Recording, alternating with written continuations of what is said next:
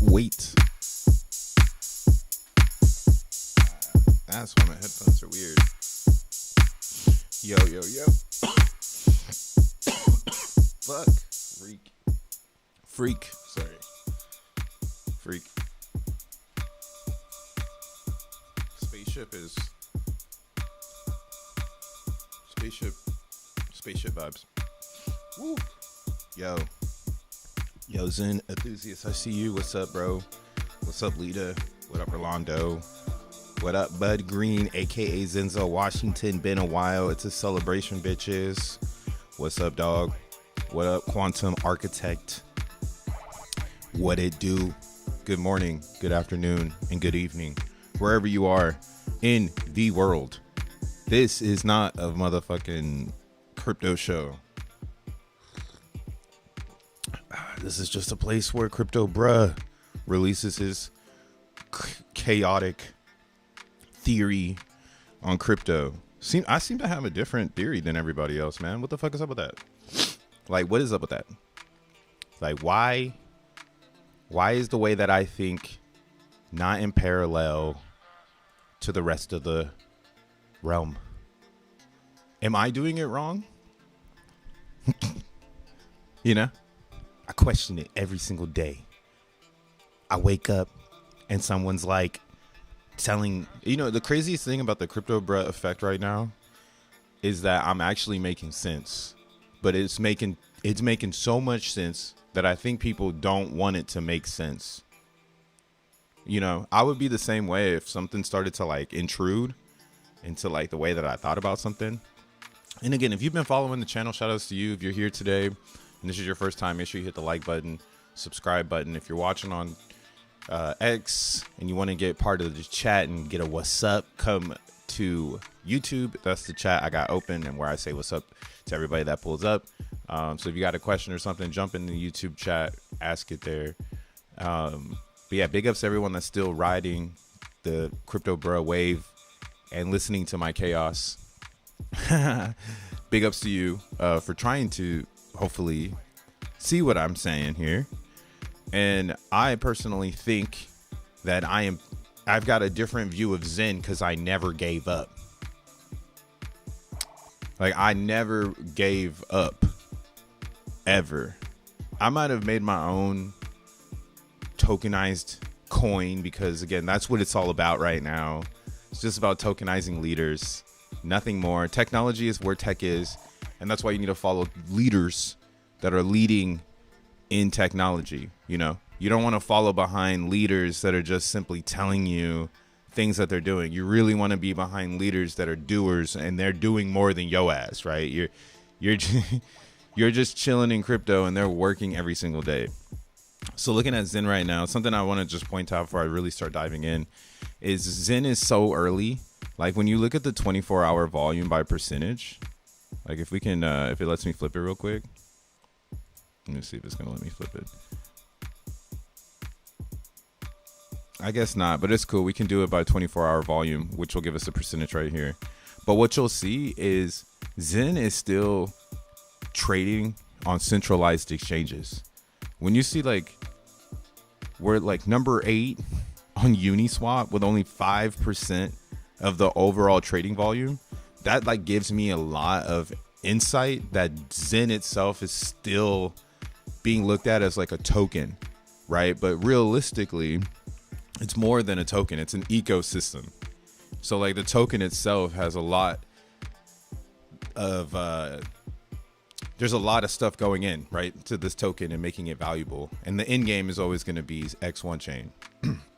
So theoretically, every day Zen is made just to be burned or put into the ecosystem in some sort of way. Like, it's actually not like most cryptos that just sit in a wallet, right? So right now, again, it's going through a pre-quantum effect. Whenever I see Zen's, or this is what I'm thinking though, I think Zen will never do that. Like, I think Zen is truly pre-quantum. We give it a lot of post-quantum expression, but it's truly not the Zen coin. What is truly post-quantum, you know, like quantum resistance would be XNM, right? So that's the pill to swallow. Like if you've been searching for the real DAO in the Zen eco, you probably should be mining XNM or XENBLOCKs, because that is where the activity is. Okay, we got to switch it up. I got to go to the Explorer now, because the XENBLOCKs Explorer actually has some updated things that the one on. Well, so long story short, this one's hooked up to the node, right? The node, whereas this one is hooked up to the ledger. So every 60 minutes it refreshes, whereas this one is constantly updating, which is awesome, right? Because you want that live feed, right? And once we get XNM on X1 chain, it'll get even more flexible, because we'll have this SVM to write programs that read and register data live directly into websites and logs and things. It's going to be really awesome. Once we get X1, again, once we get SVM up, I mean, I still like Solana. I love how flexible the chain is, and I can't wait for us to rebrand and deploy something much different than what Solana is. Again, Solana is working towards being a NASDAQ Bloomberg terminal. X1 is mass adoption, right? It's about getting blockchain into the hands of the masses. It's not solely being designed to live in enterprise services. It's trying to actually bridge the gap between both. If you look at the way crypto has been designed so far, there isn't anything trying to bridge the gap in between what is retail and what is entrepreneur and what is a startup, right? In crypto right now, you have to be a hard one of either or. Either you're a hard investor, right? You know, you're an you're idealist, so you're always delivering new ideas.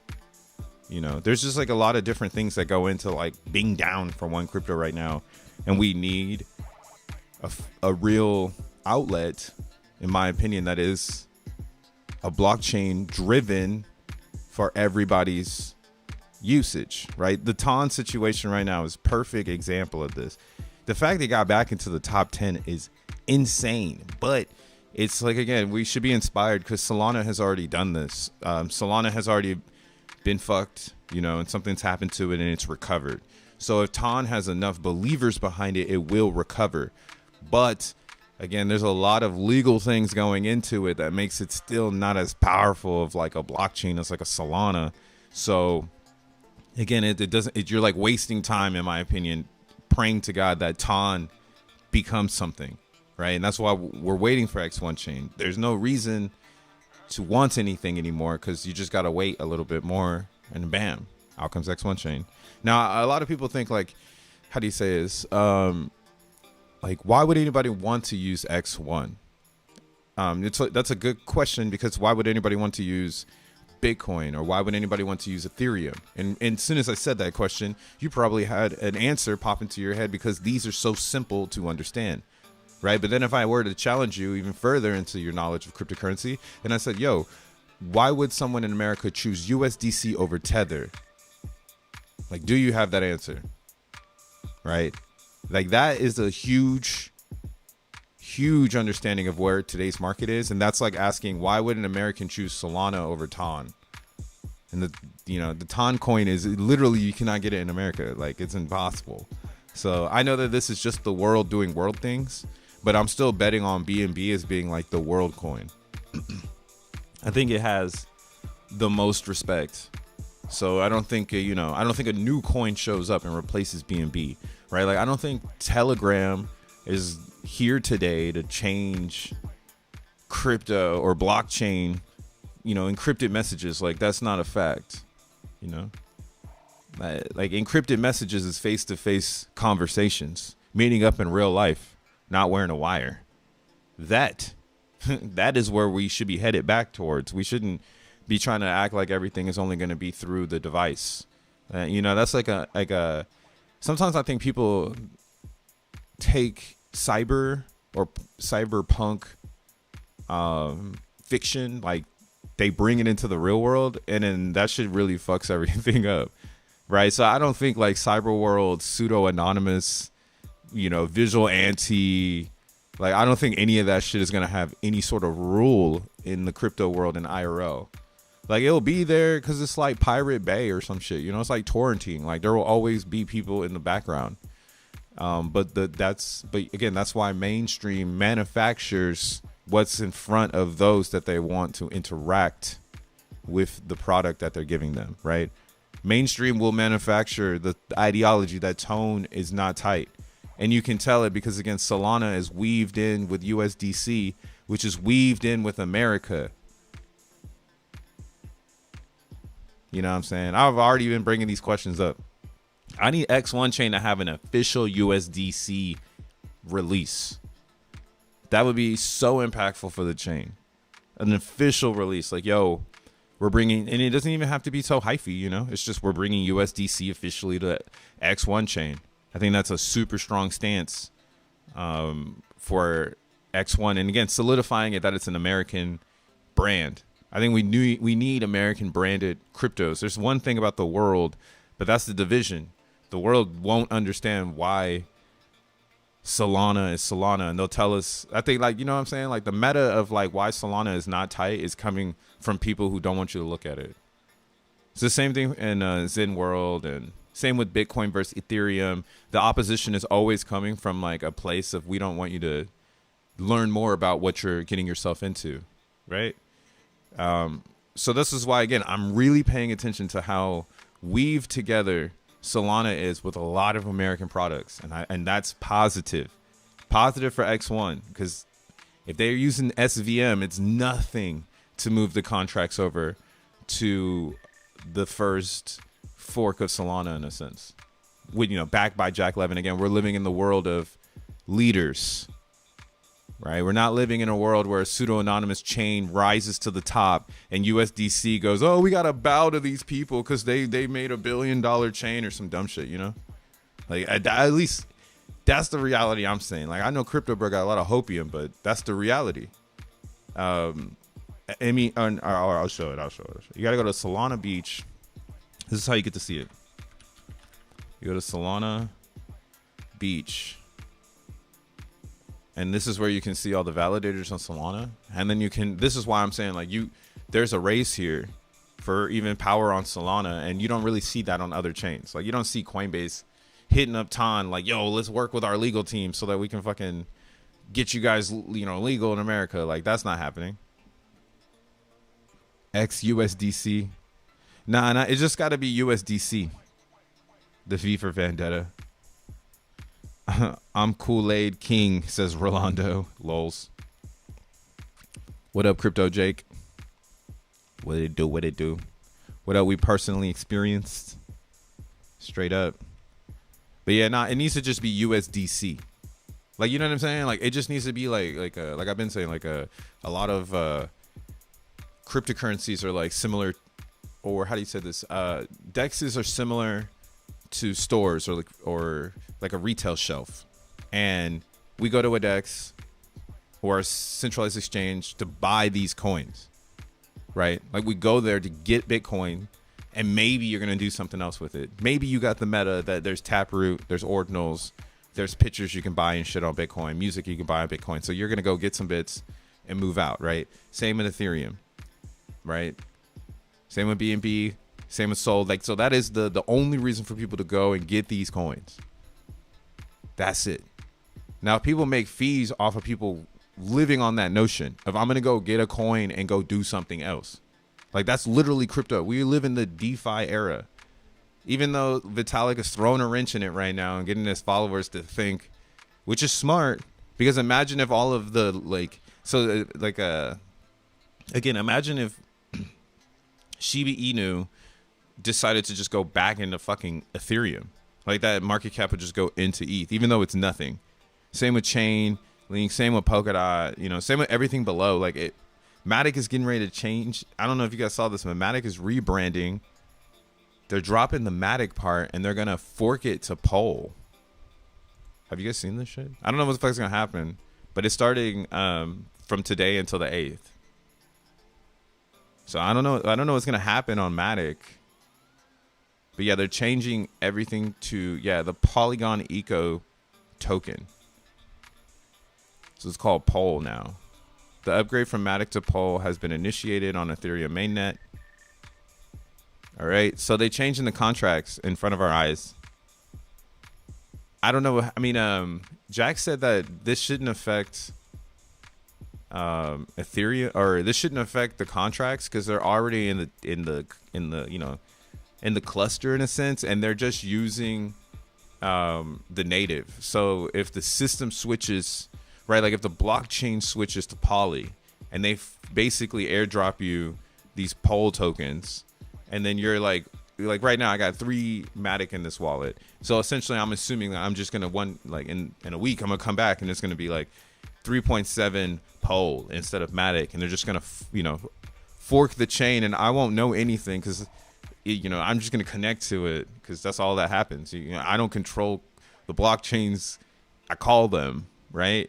So I'm really excited to see what happens with Polygon, and I'm also excited to see what happens with Zen. I don't know what their ideology is, or I have no clue what Polygon's rebrand consists of. I just know that like a lot of people didn't like this, and that was one of the reasons why I had a major sell off these past couple months. It's just because people weren't vibing when they had said, "Oh, we're gonna change the name of the coin." Because it started off as Matic, and then it switched to Polygon, and they kept the Matic for super long. So it's just like, this is why I'm at where I'm at with it too. Again, like, what if we are watching the world consolidate back into one coin? Because some people are going to go back into Bitcoin. They're not even going to fuck with ETH because it's messy. And there's a lot of Bitcoiners, again, they're throwing the bait out there. They're reeling in these people like, yeah, you see, we got DeFi. Right, you just go to the DEX and buy the coin anyway to send it out. Maybe sometimes you sit and you trade on it, but the opportunity is to send it out and go make some real gains. So again, like that's kind of like my take right now on this current situation. I wouldn't be surprised to see people going into fiat right now and then gonna buy the bottom. But we just see a shift in what the next cycle is. It's like an unpredictable one that no one thought, right? Like no one's seen, maybe a Solana at number 3. No one saw USDT falling down or going backwards. I still think USDC is going to overtake Tether because Tether is an American company. You get what I'm saying? Like none of it makes any sense. Like the fact the USDT thing is a European thing. It's not an American thing, but it's like funny because it's like USD, So the shit is weird, and Circle just released a Euro coin. Shit's getting deep now. We're in the trenches, bro. Euro. So this is a good study right now too. You might as well study the Euro coin, because right now it's listed at number 473. Let's see how long it takes Euro coin to come up into the top 10. Right, because this is the Euro.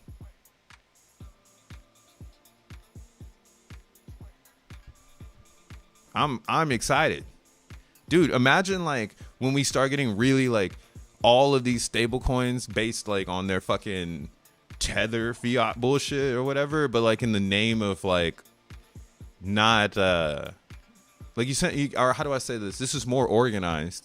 Tether is kind of just working with what they've designed, but then it's not future proofed. That's why also another big player in Tether is Justin Sun. Right, Justin Sun basically is gone crazy. Yeah, we can dive into this, but yeah, so it gets further and further and further, and that's why again I'm saying like you got to pay attention to the way that the world is moving, because it's literally telling you what it's gonna do next, which is, in my personal opinion, drop Tether, usher in these Circle coins, consolidate everybody back into Bitcoin, consolidate a lot of developers back into Ethereum, inspire a lot of new innovation coming from Solana. Everything is like right now telling you like, yo, they're sending the devs to Solana to, bring us into the future. Right. And we already know that, again, the Tron fad right now is pre-quantum crypto. everything. Cardano, Avalanche, it's all pre, because it should consolidate back into the ETH. There's no reason to have multiple blockchains.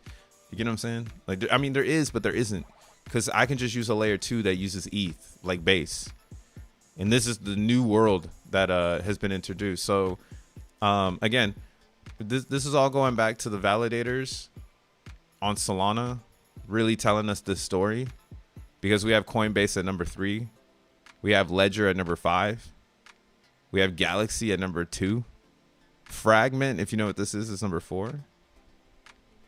All right, Kraken is number 19. Jupiter, and I mean, yeah, as more and more, you know, people, Binance.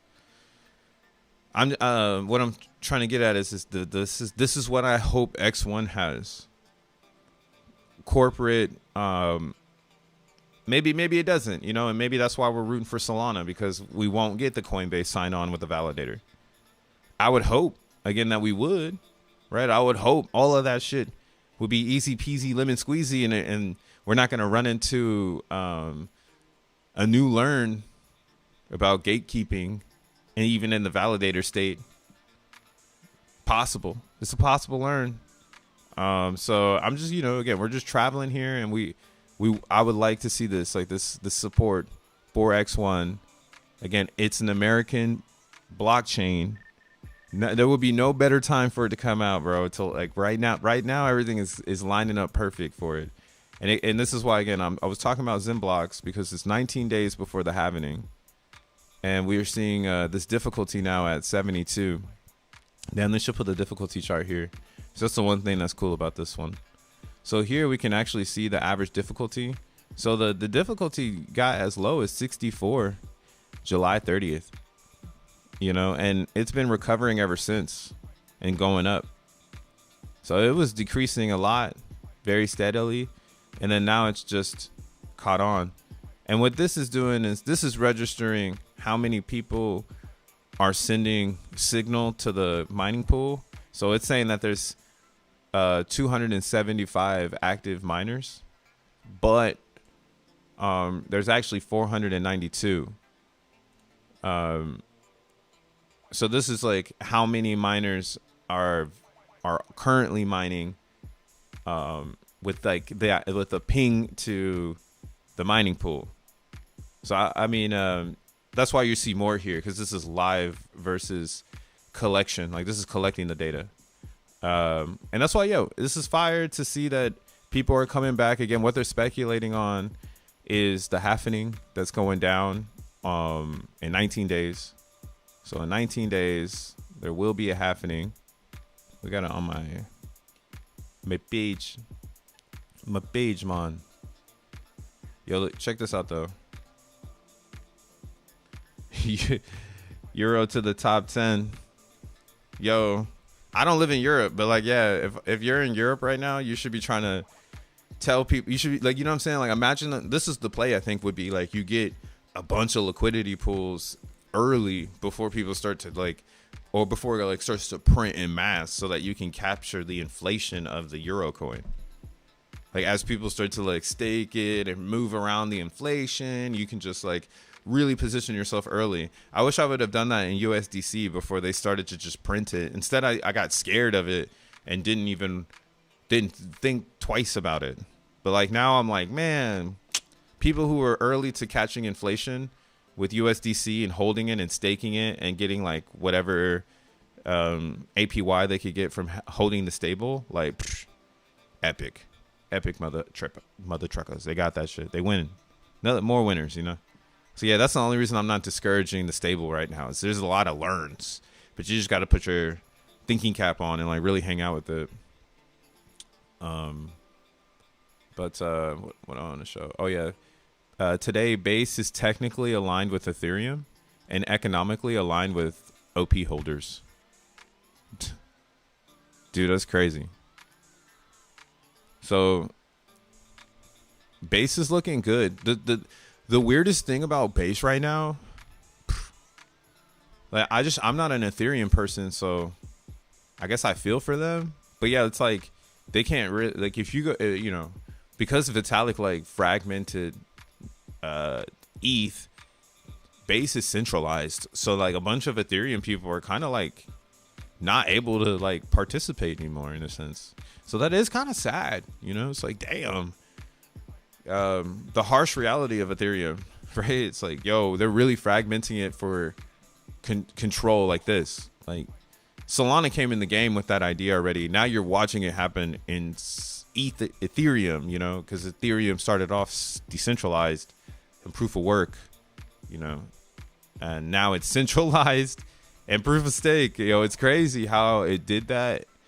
And we're watching like the mannerisms, right?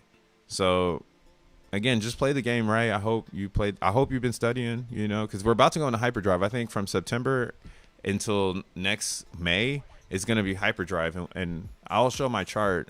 You guys already know it. We've been looking at this. Like, we are zero bullish on crypto until September, November area. Like, there's still a lot of question marks to be answered. We need those answered. And I got time. That's why everybody got time, bro. We're slowly watching it happen in real time. You know, every day there's some new news, you know, bringing us closer and closer to this catalyst event where they're finally like, all right, we've entered a recession. The dollar is just overinflating. Maybe you should buy some Bitcoins.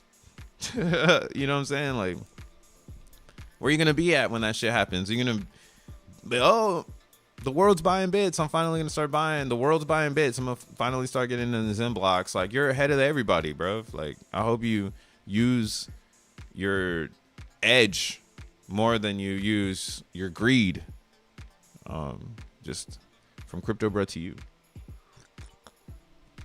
But yeah, right now, this is what I'm talking about. So September 16th at 9 p.m. Eastern Standard Time, we will see those rewards get cut in half. So the mining supply in a whole year will only be 158 coins. 315 coins will be deployed, right? It's 50% of the supply in the first year. In the second year, 25% of the remaining supply is released, but 75% of the total supply will be released, right? But that 25% is what everybody's going to be fighting for if they're starting at zero, right? And then what happens again? It gets cut in half again, and then there's a 15% decrease next year. And then everybody who's starting at zero is fighting for 15%, right? By year 4, it really gets bucky. And then it's pretty fucked for you at that point. You're only 39 million coming into existence. And this is where crypto is crypto, you know, like the distribution model is the original reason we all were here. Bitcoin has 21 million coins, and it's mined over I forget how many years, but 2000 or 2141 is when all Bitcoins are mined, right? Very simple narrative. Motherfuckers rode that shit to 60,000, but it doesn't do anything. This is the problem with Bitcoin. Like, again, the Bitcoin problem is that you share your reward. XNM solves that. You don't share your reward. You keep your blocks. So what that means is like, I think this is where some people are confused too. Like, we were talking about in the XENBLOCKs, like, would difficulty go up or would difficulty go down? But I personally think difficulty will go up, because when we have a halvening, my hash speed is based on the difficulty of the overall network, right? 7,200 or 72,000, excuse me. That's the difficulty, right? 72,000. So this is just, think of this as like a portal, and your hash speed is bandwidth to access the data behind the portal. And as I send hash speed at this thing, right, I'm hashing to find a block, and it's finding blocks, right? Right now it's finding 108 blocks. Actually, the difficulty is about to go up again because it's finding a lot of blocks. Usually the average is around 50, but that's how the difficulty rises. Every 10 minutes it does a balance check, and if it's over a certain amount of a threshold, the difficulty rises. Or not every 10 minutes. I think, or my bad, it might be every block. So every 60 seconds. Every 60 seconds it does like a checks and balances. So we'll probably see that happen in a second. Then this difficulty is going to go up. And that's kind of where it's at, right? So you're going to need to continue to hit this constantly to maintain that 25% that's coming out, right? Unless you're playing the supply game. And that's why I know this is all just a game. Unless you're playing the supply game and you're saying, yo, I'm gonna wait for people to dump because there's already 50% that's existing, you know? Like, why am I gonna fight for 25% of a supply when there's already 50%? So now that's why I'm like, yo, there could be master manipulators, because this is when you would get the inflation from the 10, you know, and that's when I've already heard people say, yo, I'm gonna sell my rewards because I need to make profit back. And personally, you know, you got to do what you got to do. But that's where I think we have great tokenomics, because we all know that this difficulty, it's going to rise, because it's not about the happening anymore. Like, it's about the rewards, and the blocks will keep blocking. You feel me? Like, the blocks, they're going to keep going at the same rate. You're just getting half. So, you know, like, it'll be this, it's going to look the same. You'll be getting 60 blocks in 50 hours, but instead of it being 600 XNM, now it's 300. So if you want to make 600, you got to 2x your hash speed. So now you got to mine at 8,000 hashes per second to do what one was doing for a whole year at 4,000. Right. And then next year it does the same thing with even less supply. Next year, it's going to do it again. It's going to half again. Right. XNM will half again. And it'd be the same fucking logic. Where it's like, yo, you're fighting for a gap in between 75% mined and 87% mined. You feel me? And those that know will probably keep the hash rate high, because high hash rate is how XENBLOCKs stays valuable. So why wouldn't everybody just roll it back into the hash rate? You get what I'm saying? And that's kind of, I mean, I'm just thinking with the way the smart money is going to move. Stupid money will probably sell and never return. And that's what we want. We want people to do that. Like, that's where the manipulation comes in, even that I'm telling you this because I don't want you to get manipulated. But yeah, like, I am endorsing people selling their XNM because they want to make profits or whatever.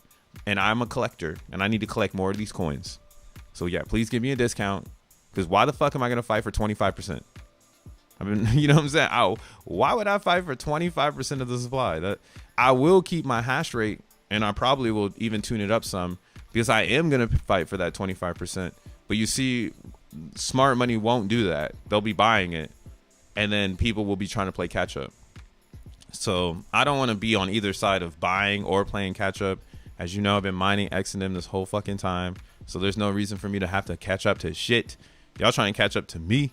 And this is why, again, I'm saying, see, the block rate went down and the difficulty went up. But yeah, so you see, like, yeah, you don't want to be getting in XENBLOCKs after each happening. Like, that's the worst thing anybody can have, is to discover this after. You know what I'm saying? And yeah, there's a lot of elements to it, but get yourself set up. If you actually go to the bottom of this video or any video, you'll find guides that I've created where you can just simply drop in a one-liner and get started today. It doesn't even take that much time. You can get started with $5 in XENBLOCKs, and with $11 you can mine for an hour with like 14 4090s, and you can a whole bunch of coins at one time. Here, let's look at the power right now. $1 would be great. Yo, what's up, Crypto Crane? What'd it do? Fuck yeah, 615 million XNM. Why can't it have 1 billion? Bro, why can't it have 10 billion? Why can't it have 16 billion? We're going through this phase right now where a lot of retail doesn't know what to do. And then a lot of VCs They're not pumping money in because they're being smart. They don't want people to see the plays that they're doing. That's where my theory is on it. Like, you see other markets where VCs make investments as like badges, but then in crypto, VCs fly under the radar because they don't want it to go bad. So they fly under the radar. Like, look at the way that the VCs are watching Jack. Like, they're just waiting for the moment. And even Jack knows, like, yo, I need to prepare this moment so that when they're ready, those that are in the know will be the first to strike. And then the rest will come behind them. Like, fuck. And then they'll organize. Like, that's what I'm saying. Then I'll disappear because everybody else will organize everything else. You feel me? Like, I ain't got to organize shit. They doing it for me. I forget. Damn it. I forgot I had made this an hour ago and I haven't even set it up. Let's set it up. So currently I'm using Woody's miner. I was using Smith's, but I was getting too many issues with it. So I went back to Woody's miner. And if you go into the description, I have 3 different guides. I have one that's like a simple guide. It's called simple because essentially it's every single step on how to build the miner to teach you what you're doing, right? But you don't need to do that. Theoretically, you could drop one line in and you can get it started. But there's more intuitive ways to do it now. And the best way, in my opinion, is the Woody miner, right? Because the Woody miner, all I got to do is take this little bit of code, open up a terminal on this Vast. Right now I got a 4090 that I just found for 5 days at 13 cents. That's amazing. That's an amazing price. I'm giving away the alpha right now, but yeah, any RTX 4090, I would say under 15 cents is a fucking play. Like that's like the top. You know, after, or I did say that that's like the bottom of the price. Like sometimes I can find them at 13. And that's why I'll scoop them instantly and be like, fuck it, I'm hashing with that shit. Because it just doesn't make any sense not to get that deal. Even if it's for 2 days, give it to me. You give it to me? So what I just did was I launched the terminal right here, right? You go to new, launch a terminal. Once I launch the terminal, I drop this in. The one-liner, hit enter. It downloads the app, and it says XENBLOCK miner, welcome, right? Enter your EIP 55 address, which is essentially just your 0x address that you want to be tagged to the database. You know what I'm saying? So I'm gonna go ahead and drop in my 0x, and then it says, there's a dev fee, do you want to pay Woody some things? And I'm gonna say 0 because what the fuck. Nah, I'm kidding. We love you, Woody, but not right now. Oh, do you have CUDA installed? No. Oh, I've never seen this before. Here, let's see. Whoa. I've never seen this one before. Have you? CUDA device failed. How do I stop it? What was it? Control C? Ah, okay. So we got to update something first. Something about CUDA. Ah, better CUDA. Ah. Let me do this. It might be this one. Let's do this right here.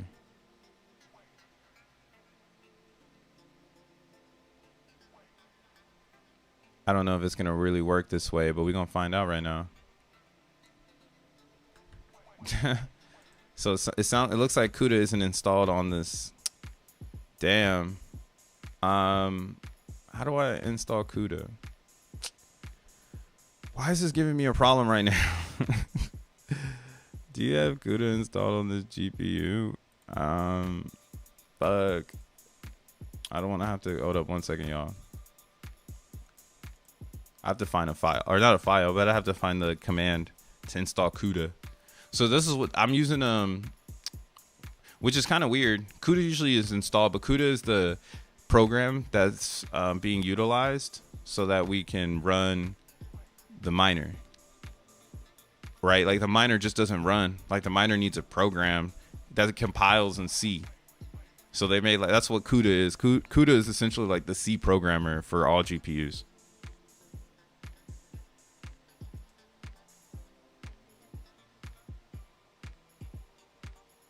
Here we go.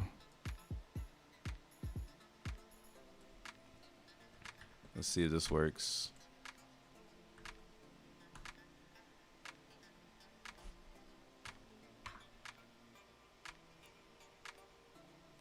Let's see if this works. Got a lot of shit on the screen.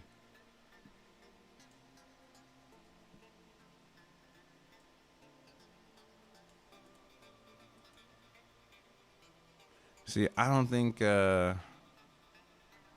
right, let's try it again. It was supposed to build the CUDA without me trying. All right, so we'll try this one more time.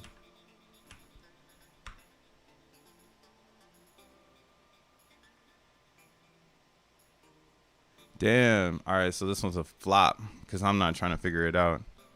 So this might happen to you, right? I've had this for an hour too. Ugh. Would need to figure it out. But yeah, essentially, it usually is a one drop, but you saw the error there. It's going to tell you why there's an error. And then you could just like, you know, do what I just did, which is either drop it or try to fix it. You know, you could definitely fix it. You could reprogram it, re-image the GPU to do what you want it to do. But yeah, I like to use this unfiltered, oh, excuse me, right here, there you see it. The unverified machine button. That's a good one to use because you'll get a bunch of cheaper setups. But that's the problem, right? Like this is the one I just had. So this one doesn't have CUDA on it, right? So it's like, fuck. Yeah. But you'll figure it out. Here, I know these ones work. We'll put these back on the team. I was using these ones the other day. Another thing that is a little hack I have, pay attention to the T-flops and then pay attention to the deep learning score. Those things can make or break how well the instance works. Like that's why I like 40. I like 41, but 81 is where it's at. That's the top, right? Like 4090 doesn't get any better than that. So that's where your CUDA or where your T-flop, you know, that's where our maximum is, 81. We always want to try to get to 81 if we can, and save and save and save.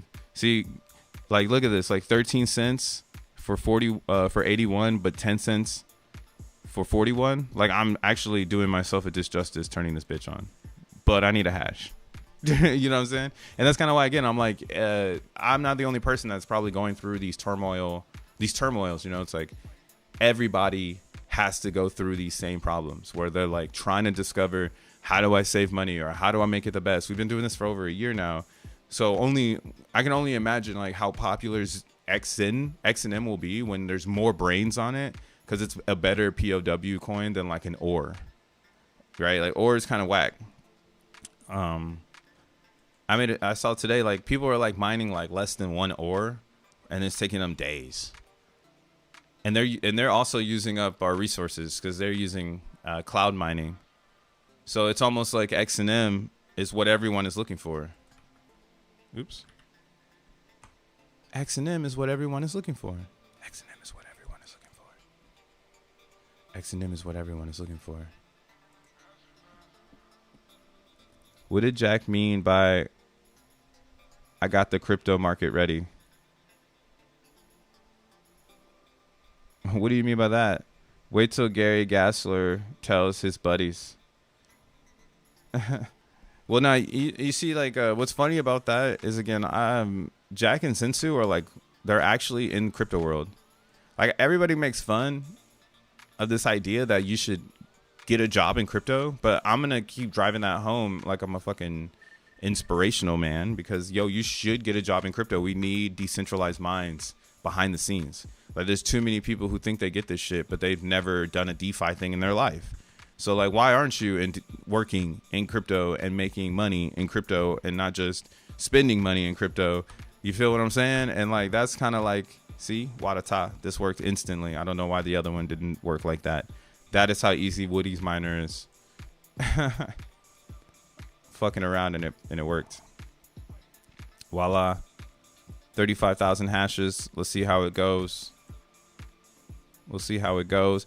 But yeah, you see, this is what I mean. Like, why wouldn't you bet on this idea? Because the dopamine is getting a block. The dopamine is not getting a reward. Like when you go to sleep and wake up and you go and check your XEN blocks and you're like, damn, I got 70 blocks. Right? Oh shit, I got a super block. Or oh, I'm up to 218 blocks, you know, after 227 hours, right? Like that type of dopamine of update, I think a lot of people will be into. Because it's a super simple thing. And Bitcoin was also this simple. Like it was just like you just wake up and there was more Bitcoins for you. Right? You just go to sleep, wake up, more Bitcoins. Right? You're mining the inflation into the reality. And it's a cap supply. So again, this is also better than the monetary system because and it's awesome too because you can create value in lots of different ways. Like I gotta have a whole fucking TED talk about this shit. But you guys know what it is. XNM is the next one up. It doesn't even have a market yet. I guess this is the time when I show the crypto slate.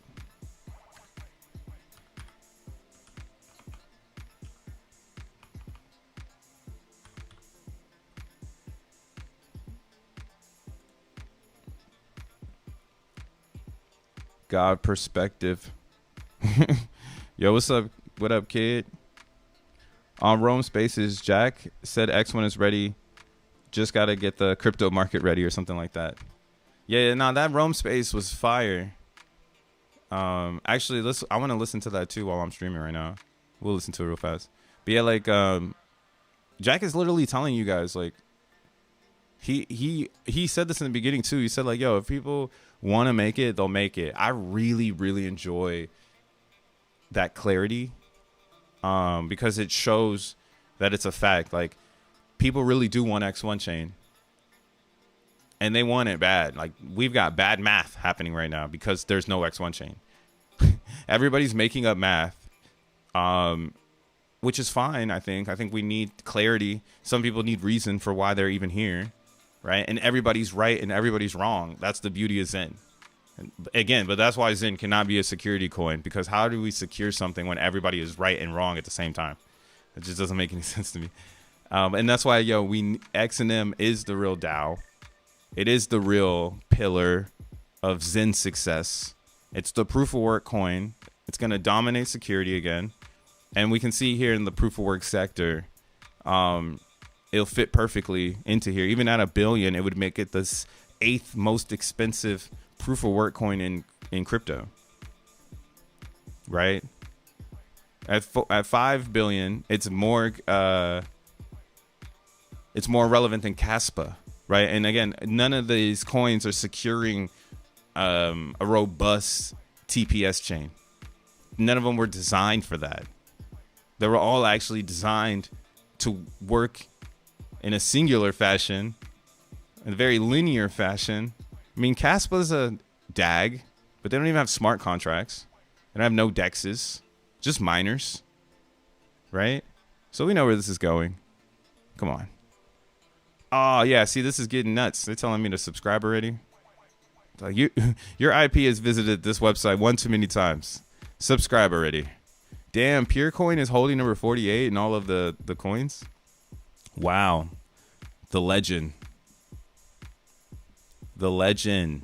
But yeah, so XNM, with all of the things I just talked about, XNM really does fit in here a lot. Like again, Doge doesn't really make any sense. It's a meme chain, but it's just a bunch of people sitting on it. Like imagine if Jack Levin just started to like talk shit about Doge and get a bunch of Doge people into XNM. Like that's where I'm envisioning. Like I'm envisioning the future of Jack. Then you know X1 is live and we move on to like yo the rest of this shit is whack. Like all right, X1 is live. You know, go high TPS chain. You know, tokenize everything. Tokenize every toe you have and every finger you have. Right. What if I go and do Crypto Bros left index finger, Crypto Bros right index finger?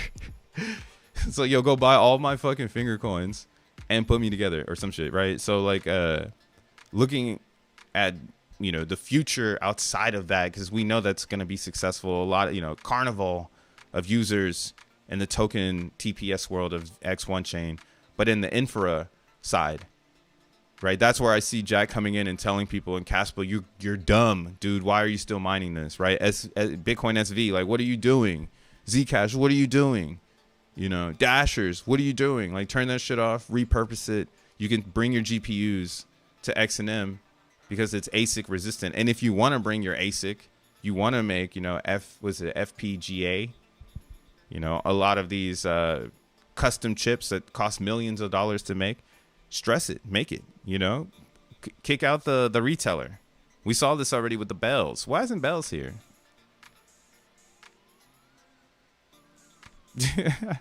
Isn't Bells is POW?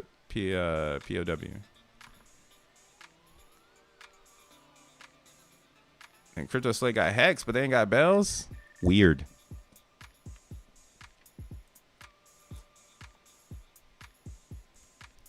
That's hella weird. DJing tomorrow night. Pull up.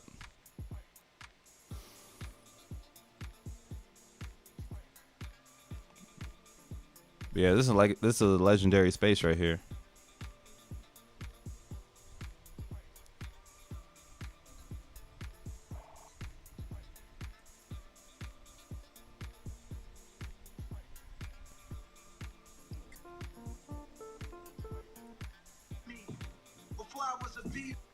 Without the inspiration from hexagons, none of this would have came to fruition, right?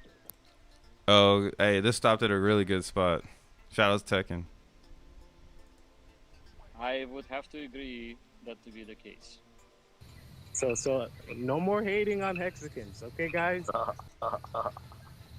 Well, I mean, nobody's hating on hexagons in general. I think people are hating on a bunch of retards that behave like retards, and so, and we have retards everywhere, so it doesn't matter if they're hexagons or not. Bell's coin. Are you gonna shill Bell? Yo. What's up? Go ahead. Do these fools know about bells? Do these fools know about Bells? That had to say it all for me. That said it all for me. The fact they don't put Bells on Crypto Slate is kind of funny. Let's go find it real quick since that dude said that. Do these fools know about Bells? It's like, damn, does this guy know he's talking to the most elite community in crypto? Like, we were there when Bells got revived. I'll never forget when I was at the damn, they didn't put Bells on Coin Market Cap. What you mean? I gotta only go to Gecko? Damn, man, y'all really. Oh, hold on. If this is only on Gecko, y'all are really tripping. I swears. See, this is why I don't follow nobody in crypto but my fucking self.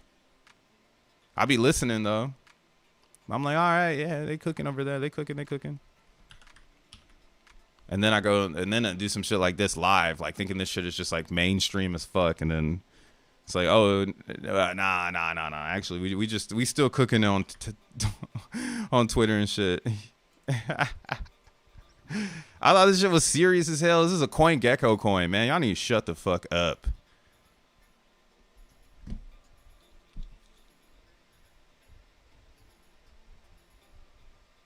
Oh my God, bro.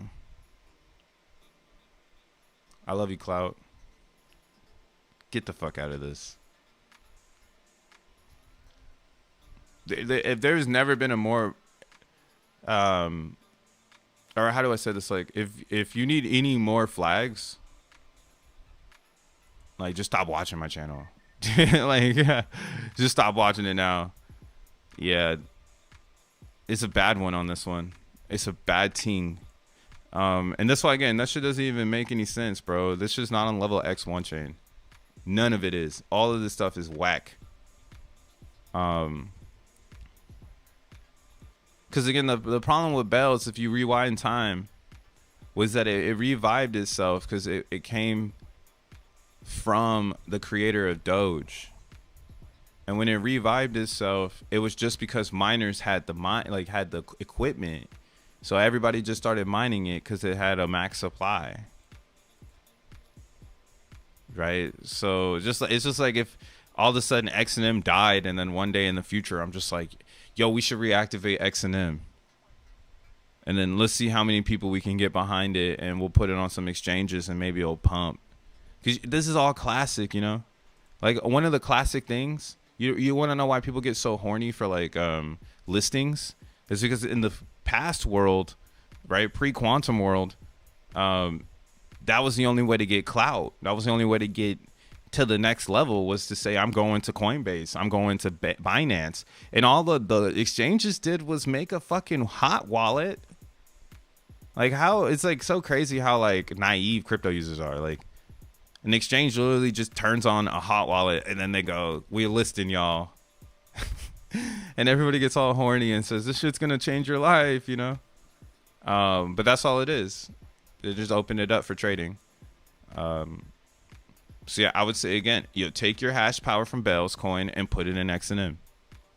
There's no reason to even do it, right? Like this is the quality control of Bell's right now. Oh my god. Hang on, bro. I got a bell right here. Yo, it's...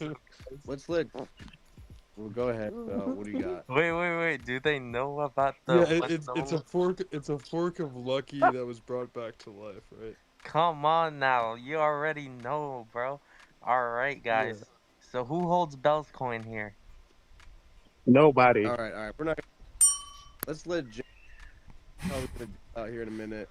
Let's let Jack talk. Yeah. Nobody. We're trying to Techie learn fucked up for that about one. other things here. Nobody. I didn't put you down. Well, If you wanted to talk about bells, you should have came on yesterday on that space.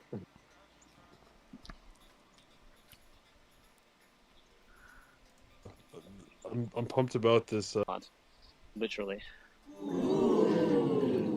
Hey, well, I hope it smells better. There's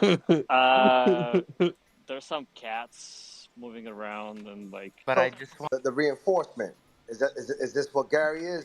Gary is an old friend of mine, and we talk off Twitter. All right. I don't really know what to chop up here, but I'm gonna drop this link in the chat so you can go listen to it, because I'm not gonna waste time right now just like listening to this, because there's so much good info in it that I think everybody should listen to it and get a new perspective of, again, Zen is in a reset. Like, you guys are now meeting people that in FaceTime, I've already seen Jack work these edges. And then, right, like, I don't, that's why I'm saying I can't believe that crypto users are so naive, like that we would be working in a space with elites, you know, and we're working in the world changing space, bro. This is like being a doctor right now, but a computer doctor. Like, we're solving math problems to make the computer better. So it works better with humanity. And blockchain is at the core of it all, because that's the ledger in the sky, right? Everybody thought it was iCloud or Google Cloud, right? And it's really the blockchain. That's the real cloud. No pun intended to Jack starting Google Cloud or anything. But yeah, it's the real cloud like we know it. Your key, your wallet, all of that, that's your connection to the cloud itself. And the cloud that you're on is very important, right? That's why, again, I'm saying, whose cloud are you buying? You buying Satoshi's, Vitalik's, European USDC, which makes no sense. CZ, Anatoly, Brian Armstrong and Circle, XRP, the Forgotten, Doge, the HODL, Tone, the HODL, Tron, Justin Sun. Like, whose shit are you buying? Whose cloud are you buying? Realistically. Right? Because you don't own any of it unless you're a block producer. That's just the XYZ123 of being in crypto. And again, that's why, I just hope people start to wake up to this theory that, like, Jack is a real Silicon Valley person. Like, he's just in the trenches with us. Like, one day he will be untouchable, and like maybe those that are making themselves visible right now will still be those in contact with Jack Levin. You get what I'm saying? Because the visibility right now is the most critical. Like, I wish there was more people streaming Zen content and really driving it home on supply, so that we don't have to have big bickering battles about like how supply should work. If more people understood the G rank, because there was other people who said, I understand the G rank too, I think more people would pay attention to it. But there's only so many people pumping the G rank, you know, talking about it or trying to get people to comprehend how the G rank works, you know, with liquid supply. This will be probably a debate forever because some will always think that total supply is where we are, and total supply goes up all the time. And it should, because the G rank is going up. So as long as the G rank is going up, Zen is inflating. But this is where I need to get my English correct, because all I need to do is be able to explain the phenomenon happening right now, and then I really can shut everybody up. So we're getting closer to me getting to this phenomenon. And that's why I think my world in Zen is changing, because I'm even starting to think I need to get the fuck out of Ethereum Zen. The more I do research and the more I figure out, like, yo, X1 is the end game, none of this shit matters. Like I keep saying, like, I'm just getting into Vitalik's bullshit. I'm just getting into Brian Armstrong's bullshit, right? I don't talk about Richard Hart, but if you're in the post chain, that's I hope you feel what I'm feeling right now. Like, we're all in some bullshit. We have a chance and opportunity right now to really take back something that is ours, which is X1, which again is being ushered in because the people want it. You give them the meta, the people want this. A bunch of Silicon Valley people are saying, the people want this. We created this chain based on the way people use crypto, and now they said they want this one. It's not hard to understand. You know what I'm saying? But you should listen to the space that Rome had. Jack has, okay, that's what I want to pick. That's what I want to pick out of here. I want to pick out of here when Jack was talking about why Gary. Let's see if we can find it real quick. About all kinds of things. So all of my friends are, you know, we reinforce each other. We're all in this together on this planet, and we're all trying to do great things and do well for ourselves and everyone else. So yeah. Interesting. But at the time, at this time of the development, this is where Gary, and it's not Gary Gensler, it's Gary. It's close. It's pretty close. No, it's pretty fucking close, bro. You got it right. It's Gessler. Gessler. Oh my goodness. You got it right. Holy shit, Zephyrus. So Gary, it's not Gensler though. There's no N. Yeah, Gary. From my perspective, Gary was brought in early because that's what Gary said. He's an early stage marketing in early stage marketing. So he's there to extend the olive branch, spread the spider web, so to speak. He's got the gas. He's got the gas. Early stage sales, business development, evangelizing the venture and the startup. Helping Jack's companies get famous, and helping Jack get even more famous. Let's go. Let's fucking go, Mr. Gary. Gary, helping Jack. Great. It's not Gary. You're supposed to. It's not Gary Gensler. All right, hold on. We're gonna come back. All right, so peep that. Peep what this guy just said. Granted, he's wearing the Silicon Valley shirt, right? Jack posted this photo of Gary Gensler. But yeah, this dude ended up following me too. I mean, he followed me, and now I was like, I guess I gotta follow him back now, right? So, what's crazy about this is, this is where we are now, right? We're moving into this future where now Jack's acquaintances from Silicon Valley that understand the future of technology and understand where we're headed are going to start getting behind him because they've already seen him do this before, right? He's already seen Jack do this shit before, bro. Yeah, I think a lot of people have been trying to degrade Jack because they sit behind a computer all day and they're not crypto builders. They're just crypto users, and users don't understand builders, right? And builders don't understand users. I work in UX, bro. Nobody understands anybody. It's usually the motherfucker in the middle like me writing the flow designing the flow chart so that you can understand what the other side looks like. Shout out Zensu, my flowchart spiritual animal. But yeah, this is again why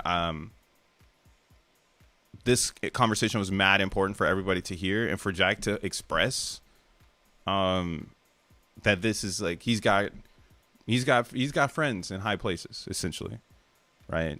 It's not like he just is. I mean, this guy traveled the world all 2024. Come on now, let's go. Here, let's listen in on some more. It's Gassler.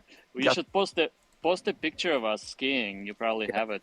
Post it right here on ZenMigos. There's like a little bubble with a chat. Just post it there. Okay, I'll see if I can find it. Yeah. If you post it on your feed, I'll throw it in the nest. Okay, I'll see if I can find it. That's Or in awesome. Yeah, in the comments, you can. last time we were taking pictures of each other was Breckenridge, right?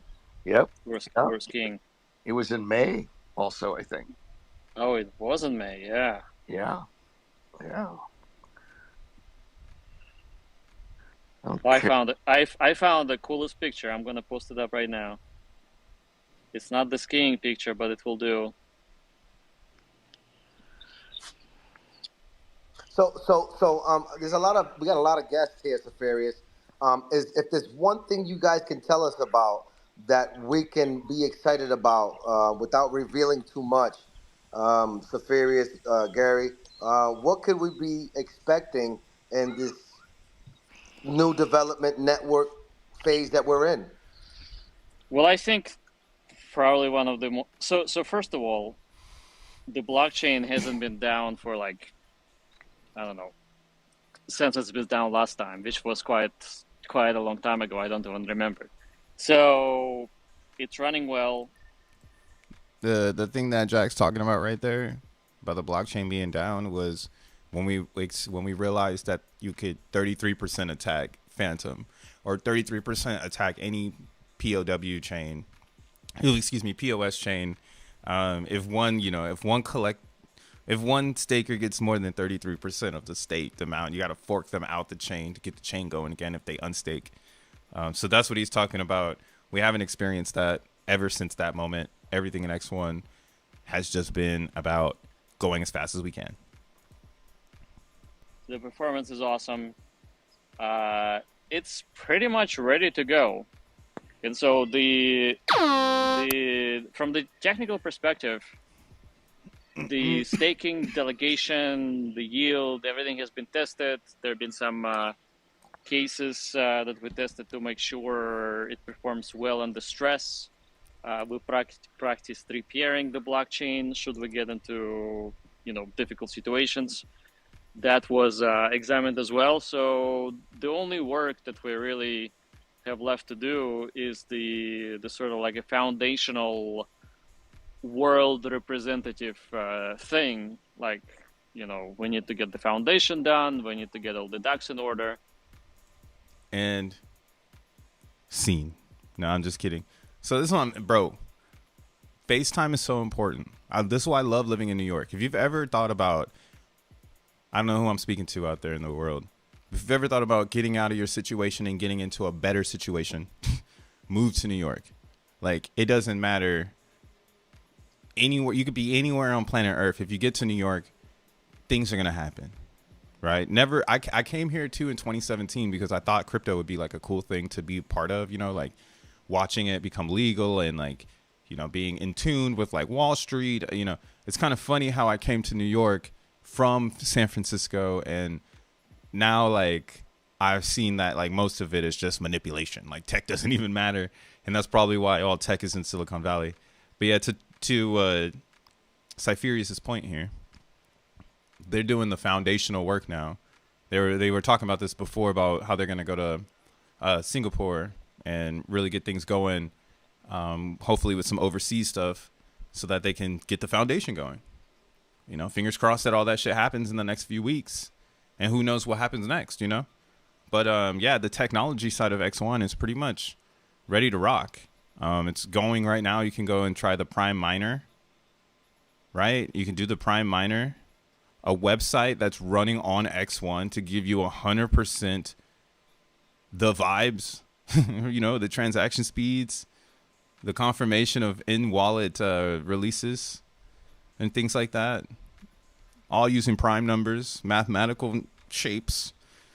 It's kind of cool.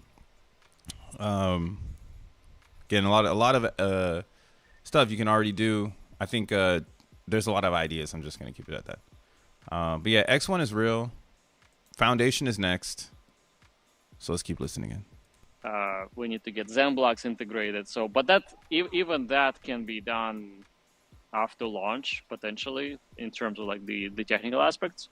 The number one objective today is to get the crypto world ready for us so that we actually have value. And my job is to work on, if I borrow from Gary's vocabulary, evangelizing the value to this world. And if I do a good job being the face of a project, then we would end up having a good value creation process for everybody, so to speak. Do I need to run that back? Right? He literally just told you what's happening. The funniest part in that take right there is how Jack goes,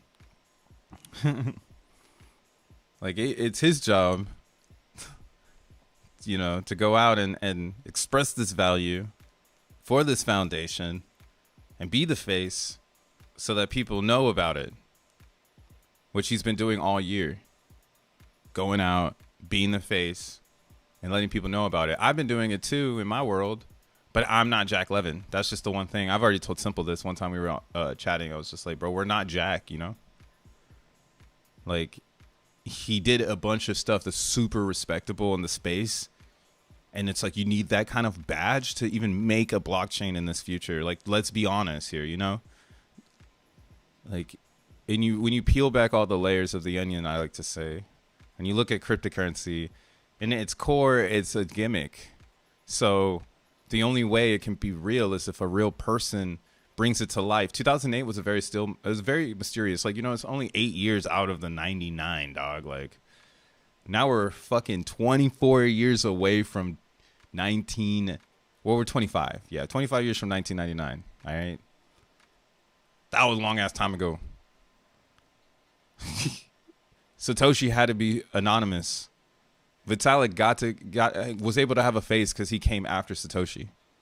Gavin Woods was able to have a face because he came after Satoshi. Right? So we just haven't had a dope leader in crypto. I've been saying this for like a couple weeks now. Like, the leaders in crypto are whack. And when you think you got somebody that's dope, it's like it ends up being Richard Hart with, like, you know, the oops, just got, you know, rugging you real quick, you know, like, oh, you thought it was lit, but I'm not building that path. And that's why, again, I'm behind. I'm supporting I'm supporting Jack because of that theory that I really do see a man on a mission, and I can put 2 and 2 together that this is all just happening because we want it. And that might be the way he's bringing in Gary. It makes me curious to the conversations they've had to get to this moment, to be like, this is how you get them. Right? The way that X1 is being rolled out, I've been told everybody, and Jack said it in this too, he didn't plan for it to be this way. It just happened. Right? Like, all of this is not by design. It would just happen. And that's why, again, I'm into staking. I always say hug a hexagon, because they invented staking in Zen. Without our friendly hexagons asking Jack, hey, why don't you stake the coins and burn them like the hex contract, we wouldn't have this dynamic supply. And that's something that's like right now, like, I'm arguing about this dynamic supply here because on Coinbase is the one place where I see it actually happening, right? The staked amount is much greater than the liquid amount. Together, they are the total supply, but the correlation of the two, because the only way to get stake coins is to make liquid supply. That's where I'm at with it too. Like, it's like you can't stake things that weren't created. So it went through liquid to get into the staked. So yeah, it's subtracting liquid supply. All right. Currently, and this is probably gonna happen on all the chains. Right. That's how I'm expecting the Zen to go. That's why, again, I'm like, yo, why don't I just go all in on base? Because all of the chains are going to be the same, but I just don't want to be on Ethereum. Like, I don't want to be on ETH mainnet when everybody returns. Like, right now, like, I like the low gas in ETH to be like a base chain is like right under 1. And we can't be at 1 in the middle of the day because there's just too many active users. So that makes me nervous that like there could be a future where like gas pumps to like 20 again, and then Zen's not fun on ETH. Like, Zen is fun on base because of the cheap fees. Like, it's like being on Solana. So why not? And then again, some people would say, oh, you should do OP Zen, but that's already like I've been telling people, that's nah. OP Zen, in my opinion, isn't worth the data analytics, because all you can do is see a post-apocalypse, like when it's over. You don't really get to see, you know, it's over. Like, why are we betting on it's over? Right? The G rank got this high, it's over. Now we got to push the G rank and pray that, you know, something cool comes out of optimism. I just don't think that, in my personal opinion, is the right way. We can see here too, from their total supply, which is 32 trillion, versus their you know, liquid and staked. Like, I would prefer it not to be 50-50, you know, because it just, to me, I feel like people should be burning this. You know, I just have a lot of just things that I'm checking off in Zen world, and it's just like I'm seeing just too many stagnant shit going on Optimism Zen, which gives me the impression that base Zen would actually be the winner out of the two, because base Zen has speculation based on the AMP, which means no one can miss out, and as base is growing, Zen can grow with it. The G rank has an 8-year runway to grow with base's success, and again, since everyone has the same gas on base, there's no real advantage, right? On base, it's just max mint and forget. Like, that's it. It's not like on Ethereum where you have people who make 2 VMUs, and you have a crowd of people who make 20 VMUs, and you have a crowd of people who make 100, and then you have a mastermind crowd who only max mint Zenterions and bring this like classic tree, you know, TradFi feeling to Zen. Right? That's why on ETH, I'm like, yo, low key, I'm not even getting jiggy with this shit anymore, because I got XNM. Like, I don't really need to be on ETH Zen anymore. I just need to be in Zen. Right? All the Zens will win together, and it's about supply. So what I did yesterday was I went and I swept the xeNFTs off of base. So you got to be careful though. Don't follow me. Stop fighting OP Zen. LOL. I needed to do well. It's the poster boy for the future. You see what I'm saying, Fernando? We need it to do well. No, we do not. It's already done bad. It ended already. How dare it leave this party already? Like, the party just about to get started. You know what I'm saying? So just get a bag and forget about it. That's how I'm doing OP Zen. There is no reason to look at that motherfucker. Grab as much as you can right now. Stake it for 1,000 days and come back in 1,000 days. The end. But CB Zen, again, this is massageable. Like, you can massage this into the culture of base chain. Like, what's stopping CB Zen from going to like a Aave or a beef finance, or, you know, like, what is stopping us from making community petitions to be like, yo, we want Zen on base to be a part of these liquidity pools because I want to stake my CB Zen somewhere else.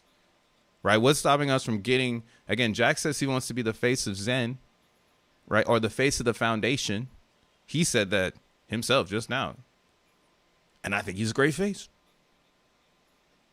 I mean, he thought of it too, but I also think he's got a great face, you know, so let's put him in the front, you know? And Why not have him speaking to someone like a Brian Armstrong and Zen is on base? You know, and it's not about, again, it's not about Zen, it's about X1, it's about the future and how it just so happens to be that the past is on base. So I'm bullish on this, like the chain thing, like the sub chain Zen concept. But again, I don't think Zen is the end game because it inflates forever.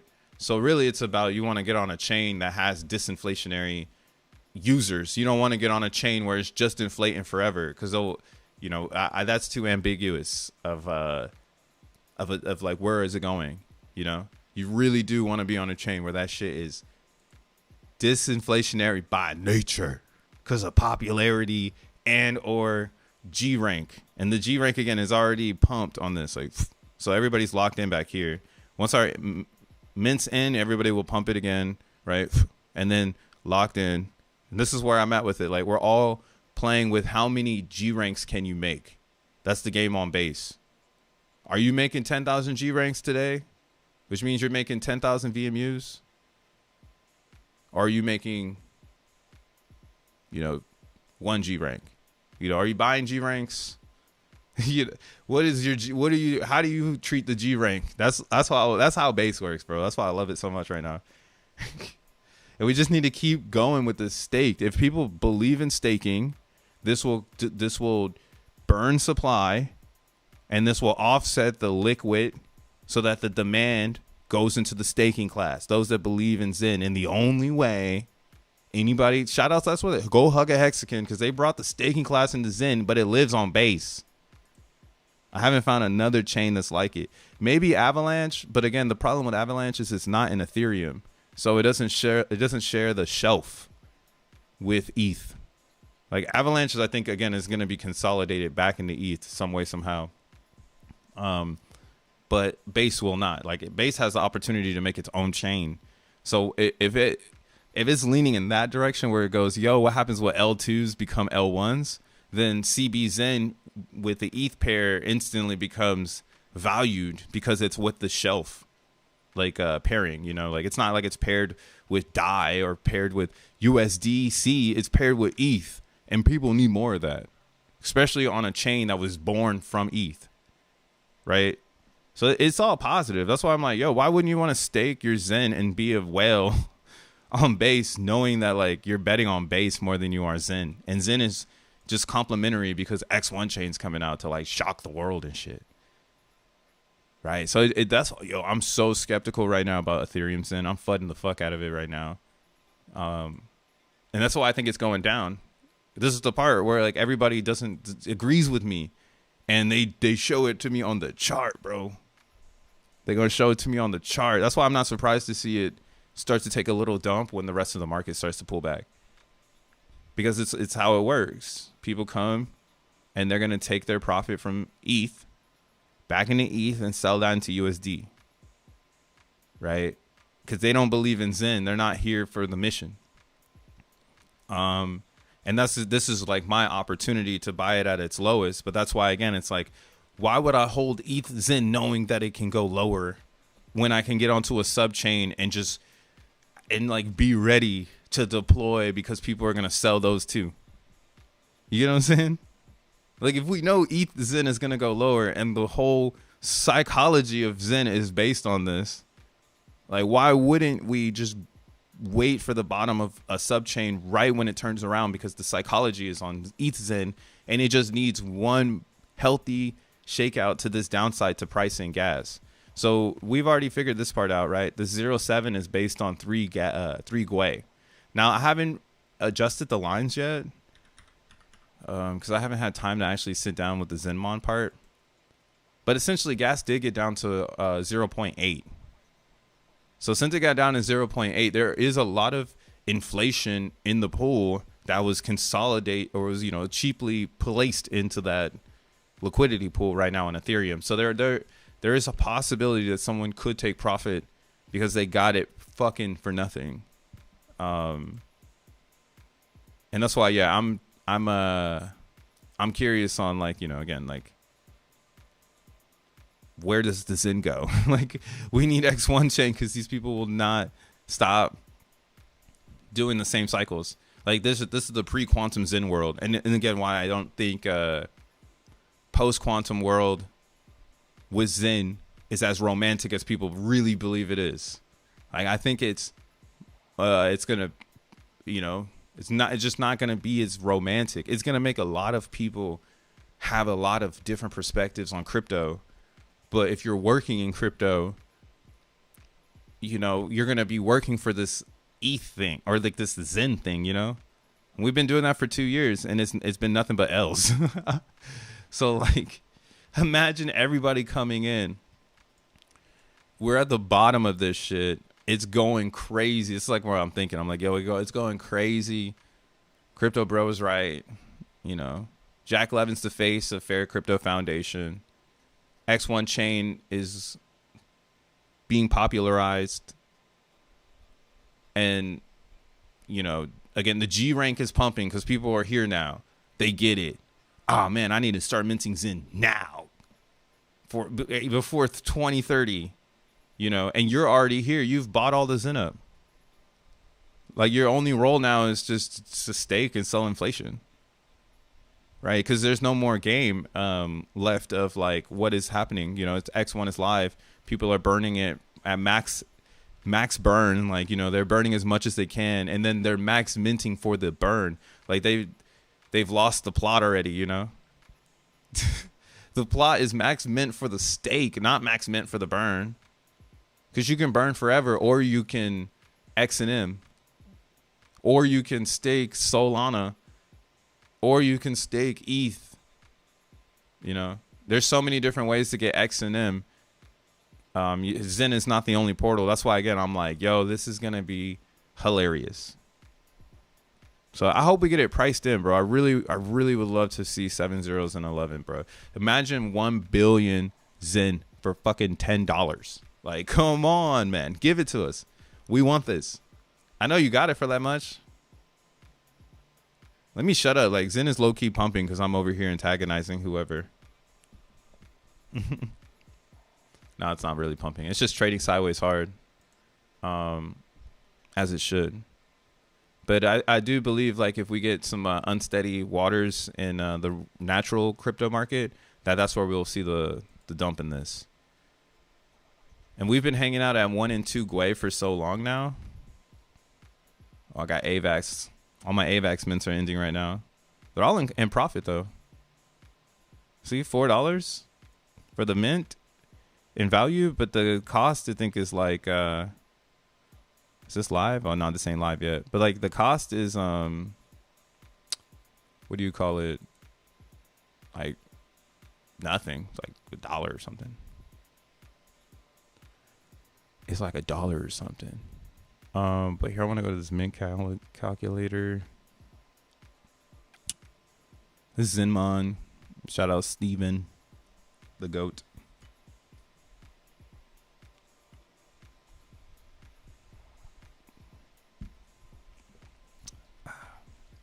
But let's do a max mint.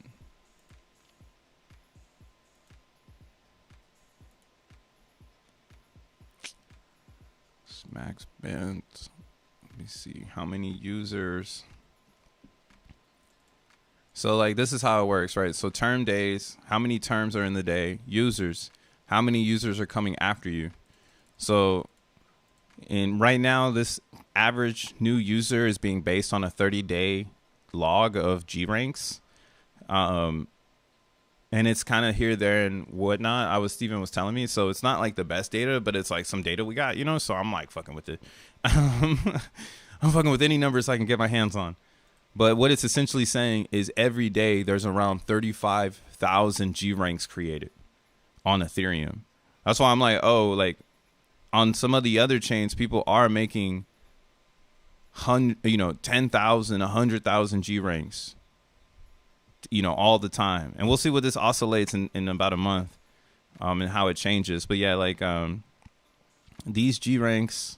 Oh wow, look at that. The Eve Moss contract got canceled today.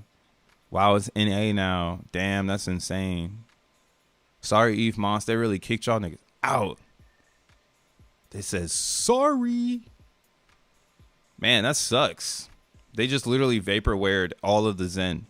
Like, you see what I'm saying? Like, how can people just decide that they're gonna vaporware it? Like, that does not sound decentralized. So confused. And people are still rooting for EVMOS. Or am I bad? EVM OS. We can't give them no props. But yeah, let's see what's going on here. So we got 128 VMUs. So right now, max minting is going to get you 2 million.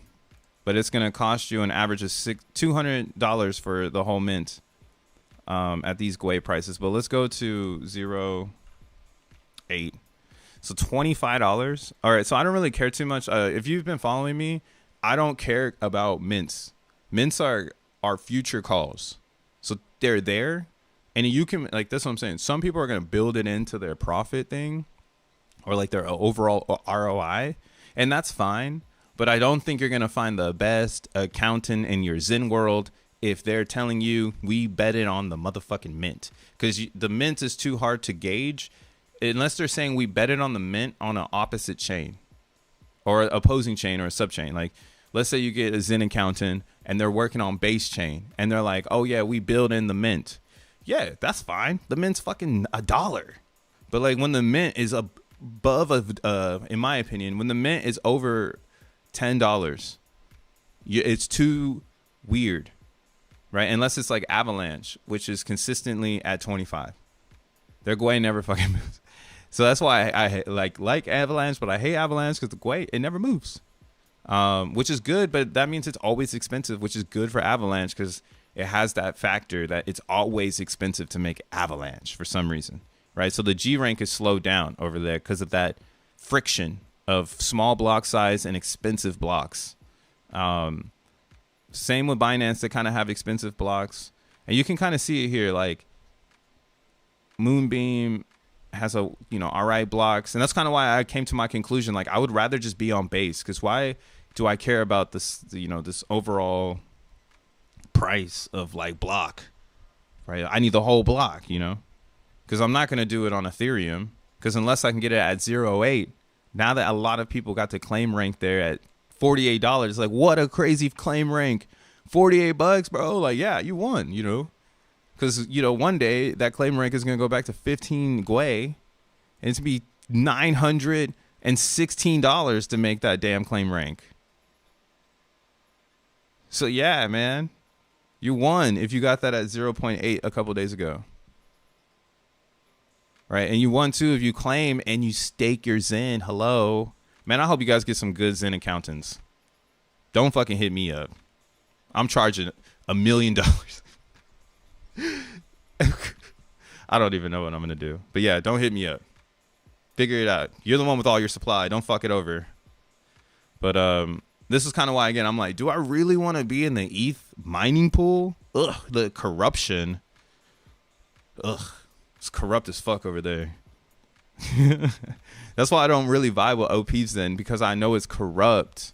And it's like so hard for me to fucking vibe with it because Jack threw a wrench in for the degens.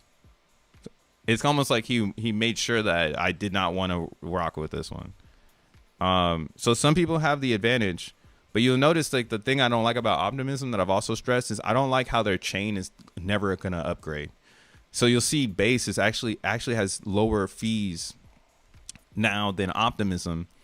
And that's because Base is constantly upgrading the chain now to get to a fee market that's similar to Solana.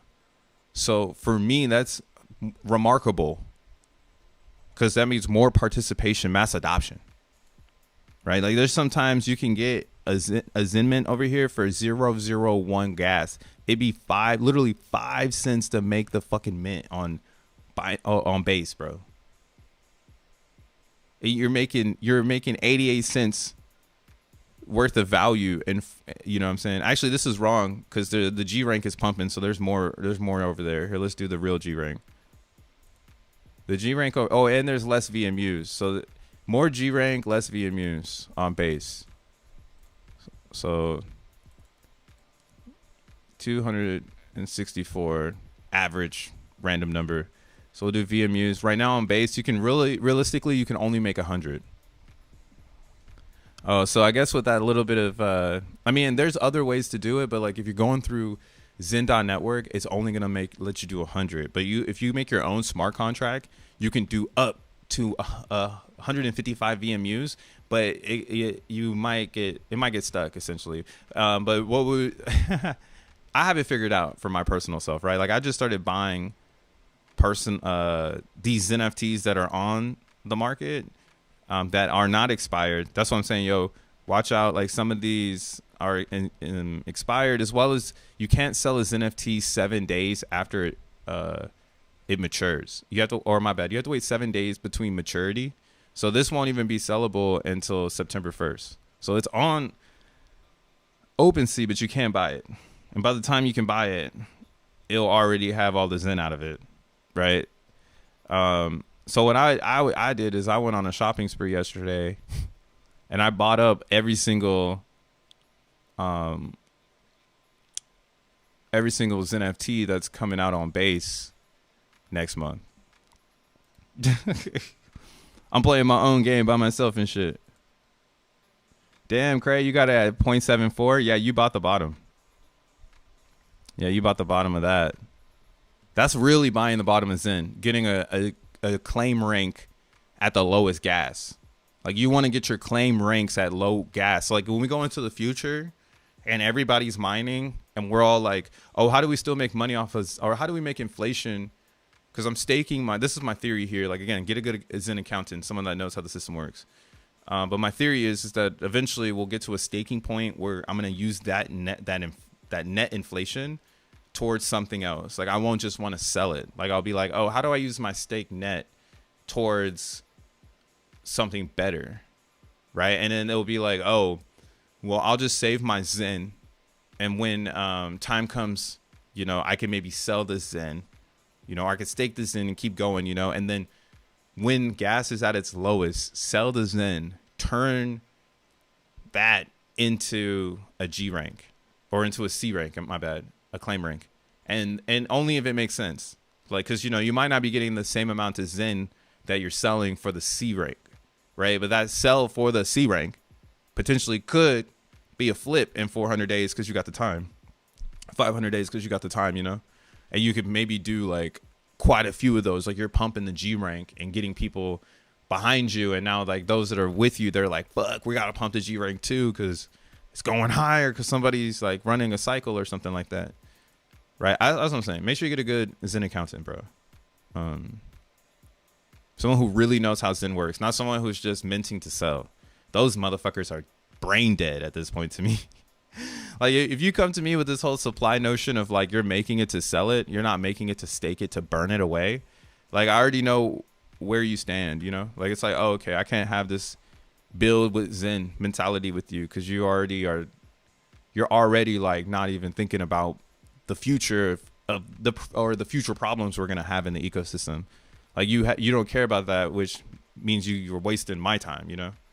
So that's kind of why I instantly see that shit like nowadays, and I see it in a lot of people where it's like, yo, you should technically be more about it now. Like you should, the aggressiveness of this, like, yo, this is the next level no one knows about. Like it should be at full maximum for those that comprehend what's happening here. Right. So this is what I did. Right. That's where I'm at like, yo, I'm getting to the bag. So I seen somebody had posted all of these XeNFTs for $1.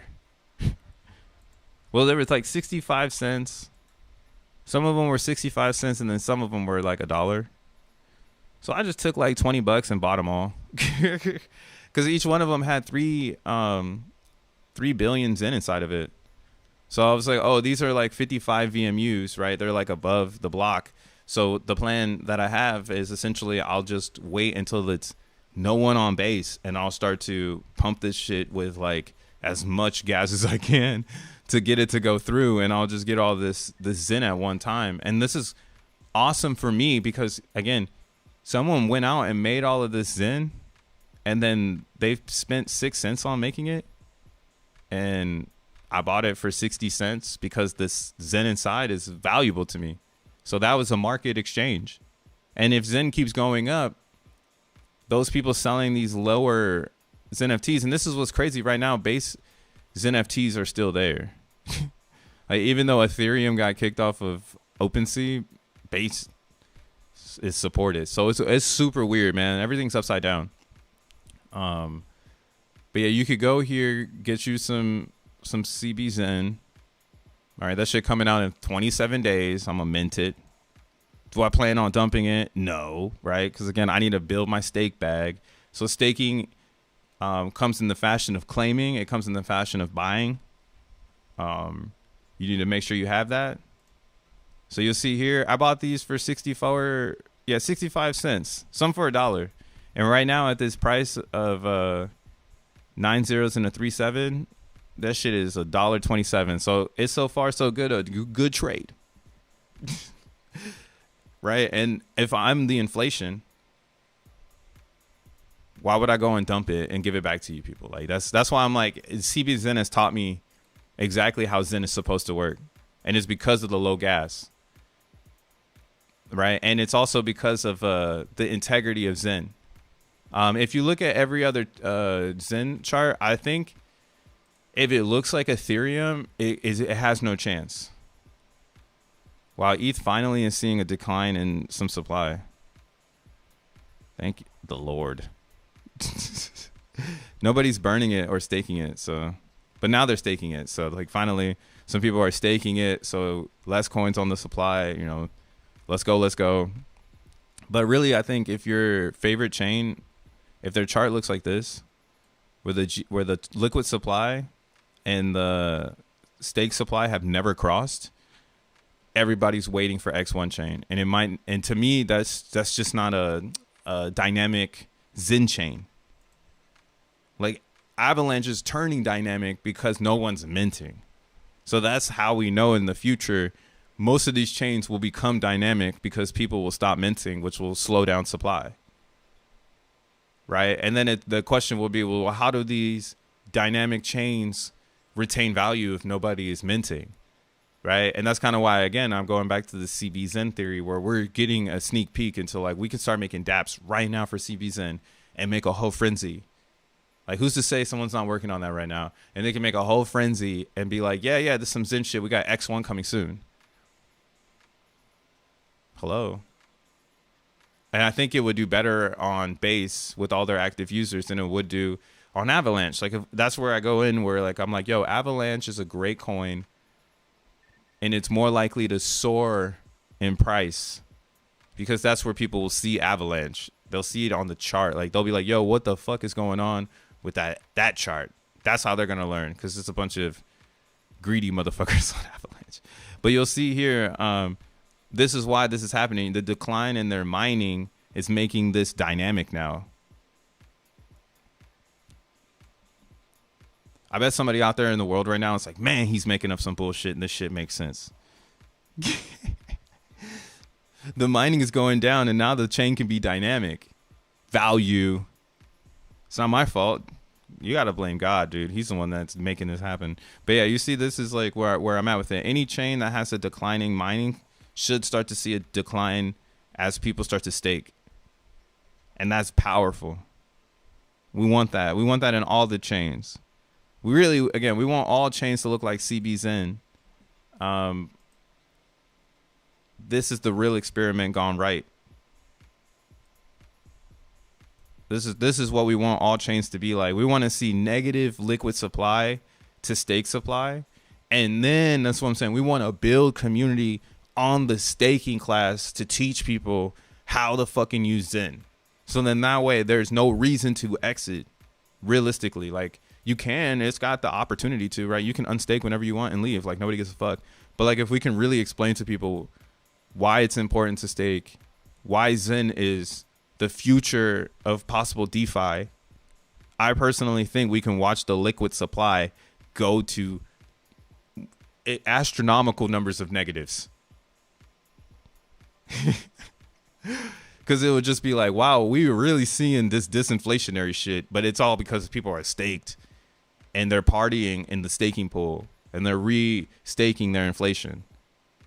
And it's cheap. And the G rank is pumping because that's the only way to make inflation.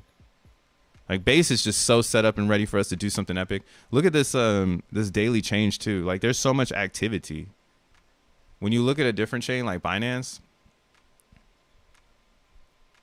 like look at their liquid daily change. So this is Binance. We'll zoom in up more. Binance, base, Binance, base. You know what I'm saying? Base is like it's literally functional right now. It's showing you the future of Zen. Now let's look at Binance real quick under the microscope. What do we see here? G rank is rising, but miners are declining, right? This is where people, I think, are fucking like trying to distract somebody. But it's like, yeah, I know the G rank is going to pump, but it doesn't matter if one entity is always pumping the G rank. You get priced out as soon as some new people enter. Right? So I don't care if one person's making over and over again. The goal should be mass adoption so that that one person doesn't affect the overall supply. So if miners go down, it actually makes the supply dynamic because now that one G rank person is selling to the pool of buyers. And as they buy and stake, the coin can now become dynamic because there's less of it coming onto the market. You know what I'm saying? 120 or one person pumping the G rank 10,000 versus 100 people pumping the G rank 10,000. You know what I'm saying? It's okay. And that's why it's scary to think about 100 people pumping the G rank at 10,000 when there was only a world of one, and we saw a dynamic pattern happen where those returning miners still didn't impact it. You know what I'm saying? So that's how I expect this elastic supply to really expand for us. Like it's gonna pool itself, and we'll have moments where we can retract it and shit. But it's up to those that are studying like the Zen. And I don't really give a fuck, you know. Like I don't want to build a university on Zen, but it's really there. There's so many good things about it. Like there's like that can be tracked here. Let's look at a different one. Let's look at VV, Ethereum POW. It's usually $2.30 on AVAX. Yeah, like $2.30 to mint to AVAX. That's why, like, yo, if you're minting on AVAX, you're running a marathon. The longer you can mint and out mint everybody, because the people aren't re-minting, right? There's a small group of people re-minting, regardless to how cheap they're getting their mint. You know, the action of pumping the G rank is very minimal. So those that are getting the supply now are actually getting the like what is liquid, right? You're the one. So I think it's great time to notice this, because this is where people should be dumping their AZN, because every mint is profitable. And I think we'll get that though, because some people don't want to be over there, so they're probably gonna dump it. And then that's where it's like, yo, the last person standing in AZN will catch the rally when, like I was saying, all the like of the world discovers like, oh shit, I got to get these Zen coins and burn them. Where do I go? How do I do this? Who's my Zen accountant? Right. And, you know, Avalanche will be on everybody's first radar because the G rank is so low. First thing to attack will be a low G rank and pump that motherfucker 100,000. Pumping 100K, bro. And then let somebody come by, let 100K come after you, then pump it 100K again. And then just stay in control of that wave. If you can maintain it. That's why, again, I think this is a great tool for people who are whales, like in other chains like Avalanche, to burn their Avalanche into a better experience. Because now you don't need to sell the Avalanche and make a taxable event. You can just simply make a stake, or how do I say this? You can make a claim and you can just like, you know, wait it out and then get it because it's already in motion, right? You just beat everybody to the G rank. But yeah, you see here, steady decline in mining happening on ETH W. They have a crazy dynamics been going on over here in general. But they can't seem to get negative. This is the thing that I'm talking about that CBZN has. But I think, again, this is my theory on it, is that we have active users on base, which gives us a lot of daily change. So like look at VV. Oh yeah, and then on base too, P.o.P, like mining was going down and then G rank pumped and then mining pumped at the same time. right? It's not like these other places where the G rank is clearly pumping and mining is clearly going down. That's the same people returning to mine. Like that's not mass adoption. You know what I'm saying? So like the disinflationary factors are now coming into play to recreate mass adoption.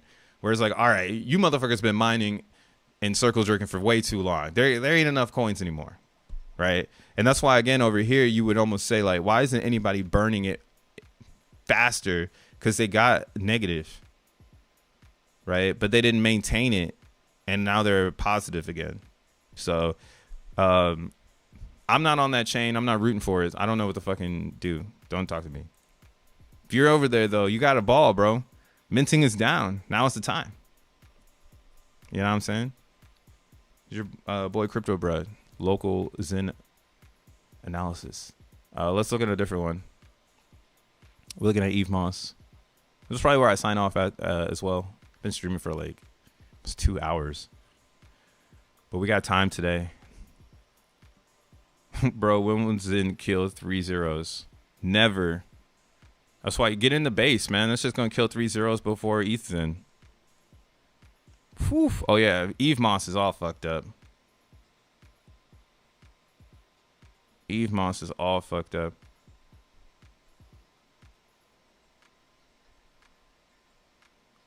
So is this dead now? We go to the contract. They killed it. They killed it today.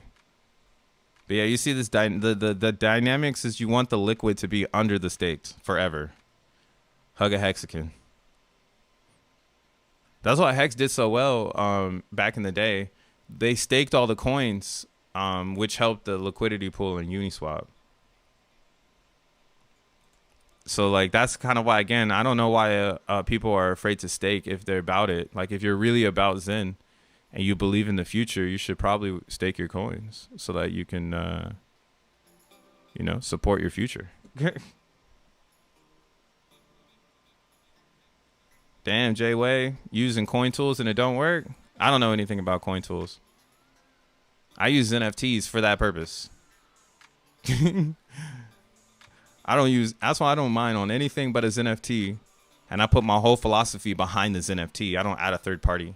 I'm actually that intrigues this conversation too, because it's like, yeah, I bet so many people are disconnected from Zen because they put a third party between them and their contracts. Like my contracts are on Zen.network and I made most of them.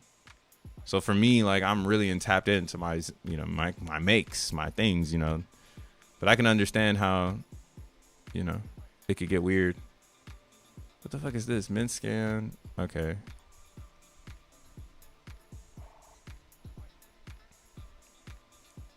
Wow, they turned this off 3 days ago. That's so crazy. It's capped though, I guess, right? But see, it's like, why would you even want to go there? You know, like why would anybody even want to go over there knowing that like it's a bad block, like the blockchain itself is like not tight, you know? So I don't know. I'm not rooting for that shit. I think it's ass. Same with, look at Phantom. Phantom's on the ETH shit. Mad people holding the supply because they don't believe in Phantom. So they're just holding their liquid Zen ready to burn for X1. That's why I don't think this is a vibe. Like I don't think this is gonna go forward. Moonbeam has an opportunity because it has the block restrictions. You can only make 55 VMUs per Moonbeam block, and Moonbeam is slow as fuck. So yeah, Moonbeam is awesome, but after 2 years of mining on Moonbeam, I don't see it having really a future in Zen as well. And that's kind of why I come to the conclusion of CB Zen being the most elite. Damn, I'm saying this on their Pi days. They hella mad at me. But yeah, decline in mining because people aren't returning. G rank is going up though because it's just the same people mining. Peep how they have a dynamic supply because of, again, it's hard to make this so the G rank is very low, under 100 million, But there's not that many participants because, again, it's just a bunch of people, or it's just a handful of people actively doing it over and over again. It's just one group, you know? So they've only seen one day negative or a couple days negative. Right now, they're like teeter-tottering on that negativeness over, you know, on Moonbeam. So it'd be like, yo, if you're on Moonbeam, you want to start burning right now. Maybe something will happen. Or, again, that's why I'm like, yo, why do I want to root for that shit? Nothing is like CBZen. That's why this is a topic in Zen world. How do you perceive the total supply? Do you perceive it as an endpoint or do you perceive it as a checkpoint? I perceive it as a checkpoint. Like, I know I know the total supply will always be the endpoint. We'll always end with but there will always be 224 trillion. It's always going to go up. Like, okay, cool. I don't care about that. Right. I am a Zenian and I'm here for the staking class of the Zen world on whatever chain your favorite chain is. Mine just happens to be base right now. So for me and my staking class, as long as we maintain a higher rate of staked Zen, then we should see negative checkpoints in supply to remind us of where the end was, right? And right now, from beginning, right, which it could be considered the end, from the beginning until now, it's 42%, or it's a negative 42 trillion Zen, to today, from just documenting it daily. So for me, that's why I'm like, yo, no other chain is moving like this, so it's really hard to see it if you're on another chain and you're not rooting for base. And you're not rooting for base. Like, I'm rooting for base to be tight. So you'll see this on Polygon. Polygon has had a flat line of miners for the longest time. It's just been the same miners, but luckily, not too many people have turned it off. It's just been the same miners. And I see them. They be over there mining that shit, waiting for X1 chain. And that's why I would say, why don't you try to, if you're on Matic, why don't you try to get people to stake the fucking coins? Like, the total supply staked over there is ass, boy. Like 43,000, 141,000 liquid. Like, why isn't anybody influencing anyone to stake over there? Oh, it's probably because nobody cares about Matic. You know what I'm saying? So that's why I'm like, yo, Matic. I like Matic a lot, but it's played out. And we didn't even got to talk about OKX. Poly is still profitable. That's what I mean, though. Like, see, it's just profitable. Like, you should sell it. But the theory is changing, where, again, we're moving into the next stage of it all, which is you've sold your inflation. Like, that's going to be the hard fact for a lot of people. You sold your inflation. You can never get that amount back. You have to pay more for it. Right now, we just live in limbo, and that's not a fact. So we say we're selling in profit, but really you're mining in profit. Like, or how do I say this too? Like, yesterday I mined $4 worth of Avalanche and I spent $2. So my theory was, oh, I just got 2 billion Zen at a discount of $2, right? Because the mint is less than the blockchain. But I could have taken that $2 to the DEX and gotten even more AZEN. But for me, that's risk taking because you're buying a forever down coin, right? The advantage is spending 400 days in the mining pool and being able to then account for what is just claiming. That is the advantage of having the claim, right? And a lot of people don't have that advantage, or like they're not seeing it like that. Like, they just see it all grouped together, But yeah, that's why it's important to mine, because you always have the best price on Zen. And you'll have if you have it in XeNFT fashion, you can sell people that and they can buy it.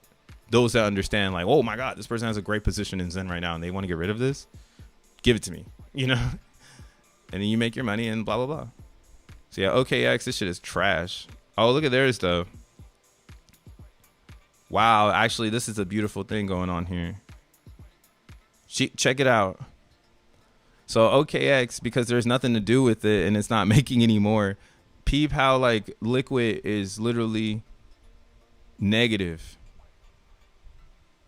extremely negative. The total supply is 29 trillion. The total stake is half of that.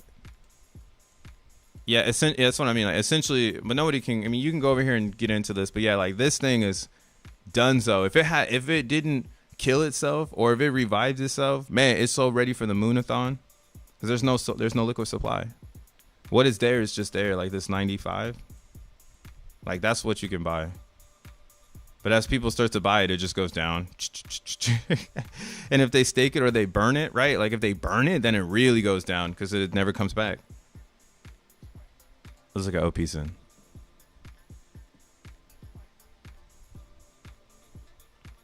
Jack just after saying X1 is basically ready in the validator check. Jack just basically said that. Oh, let's see what he said. 75% of CT and Turbo XEN Turbo remints. Yeah. But that's what I mean. I don't think ooh. Yeah, OP XEN is trying to run with that's why I'm not hating on it. I just buy it and stake it. I just am not putting emphasis on making it. I would love to see this G rank stop climbing. But everybody's like really into it. I don't think it's going to be able to derail in a sense, you know. But luckily, it's finally starting to see some epic negative days. I want to see this also get to like 50 to, you know, negative 50 or so from the beginning. Just so we really could be like, all right, cool. This might be the best time to get into OP XEN because it's like enough of the coins are disappeared. You know, I can enter the game. All right, we got last but not least, Pulse Chain.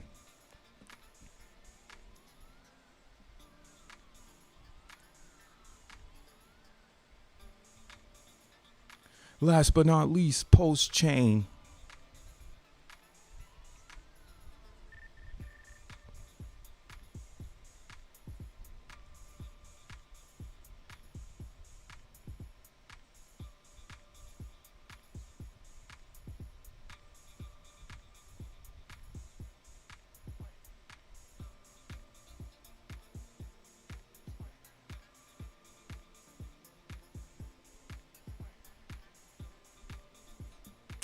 Oh, this shit ain't loaded.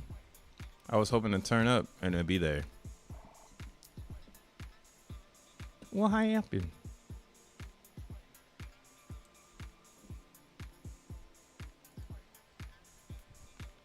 Let's see what he says. X1 validator chat. Maybe got some alpha real quick.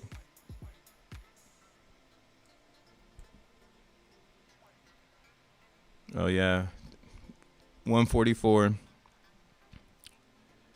When we were a DAG, we were actively testing and turning different things. But with SVM, blah, blah, blah. He was like, oh, there's 50 bugs in Phantom. In SVM, just a few, which we already fixed. There are some light RPC projects. I saw 10,000 or a few on the nodes. Oh, and then somebody goes, here, let's start in the top. Somebody says, load testing complete. What was the highest stable TPS we got? Around 40K? I'm reading between the lines here, but since there is no load testing, tells me that they've made all the tweaks to get at least a launch benchmark of 30K TPS on X1 and now working on other features for launch, like the cross-chain staking, a game, and maybe something else. X1 technically is ready, I think, but I could be way off. Shout out to Blackbeard. This guy's actually very active. Like they're in this bitch. They're running validators. And this is what I mean. We've gone through the trenches already of like we're giving them what they want. We tested every single chain out in the crypto space. None of them are as amazing as what we are building. We've tested every single thing, and Solana is what we're choosing. You get what I'm saying? So it's all ready. X1 is basically ready with Explorer up. The only real thing we are missing is a wallet. Ah, yes. No, those are on the roadmap. What did Jamie ask him? I mean, all those features described in the documents will be implemented. No, those are all on the roadmap. Okay, here we go. Here's more clout. As long as tokens don't exchange hands, we can launch anytime. Wait, what? Let me see. What about Zen's foundation in abroad US? Is it registered? Also, are you going to create a DEX? And they're saying we're still dealing with regulation. Oh, like even everything else will be ready to launch X1 without regulation. There will be no start, right? And then, well, okay. Even everything else will be ready. Even if everything else is will be ready for X1 launch without registration, there will be no start, right? And then Jack goes, as long as tokens don't exchange hands, we can launch anytime. In terms of strategy, we actually want to launch the token price low and move higher over time, and not launch with a bang and sell off like blast. Yeah, that's exactly what we want. And here comes Al. This is actually some alpha, man. Y'all ain't in this chat. Y'all tripping. I know a lot of people got kicked out of here too. How can you launch with the low price? Hoping for a sell-off?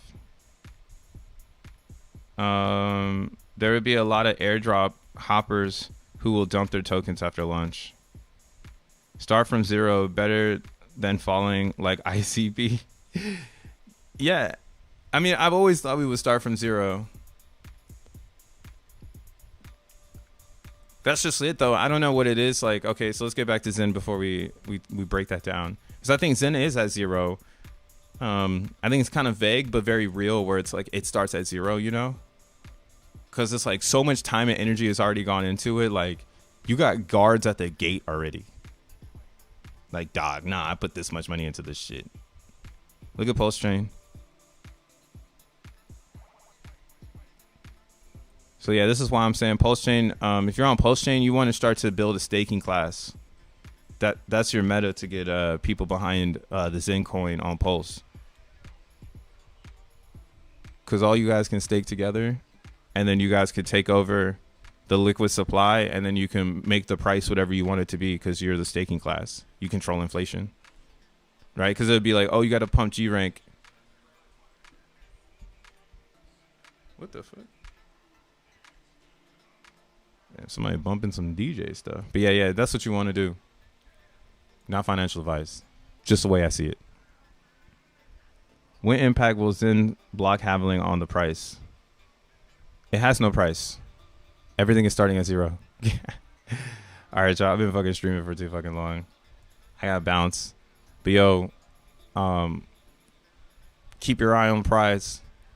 Stay Zen, and make sure you know how the motherfucker work. Peace.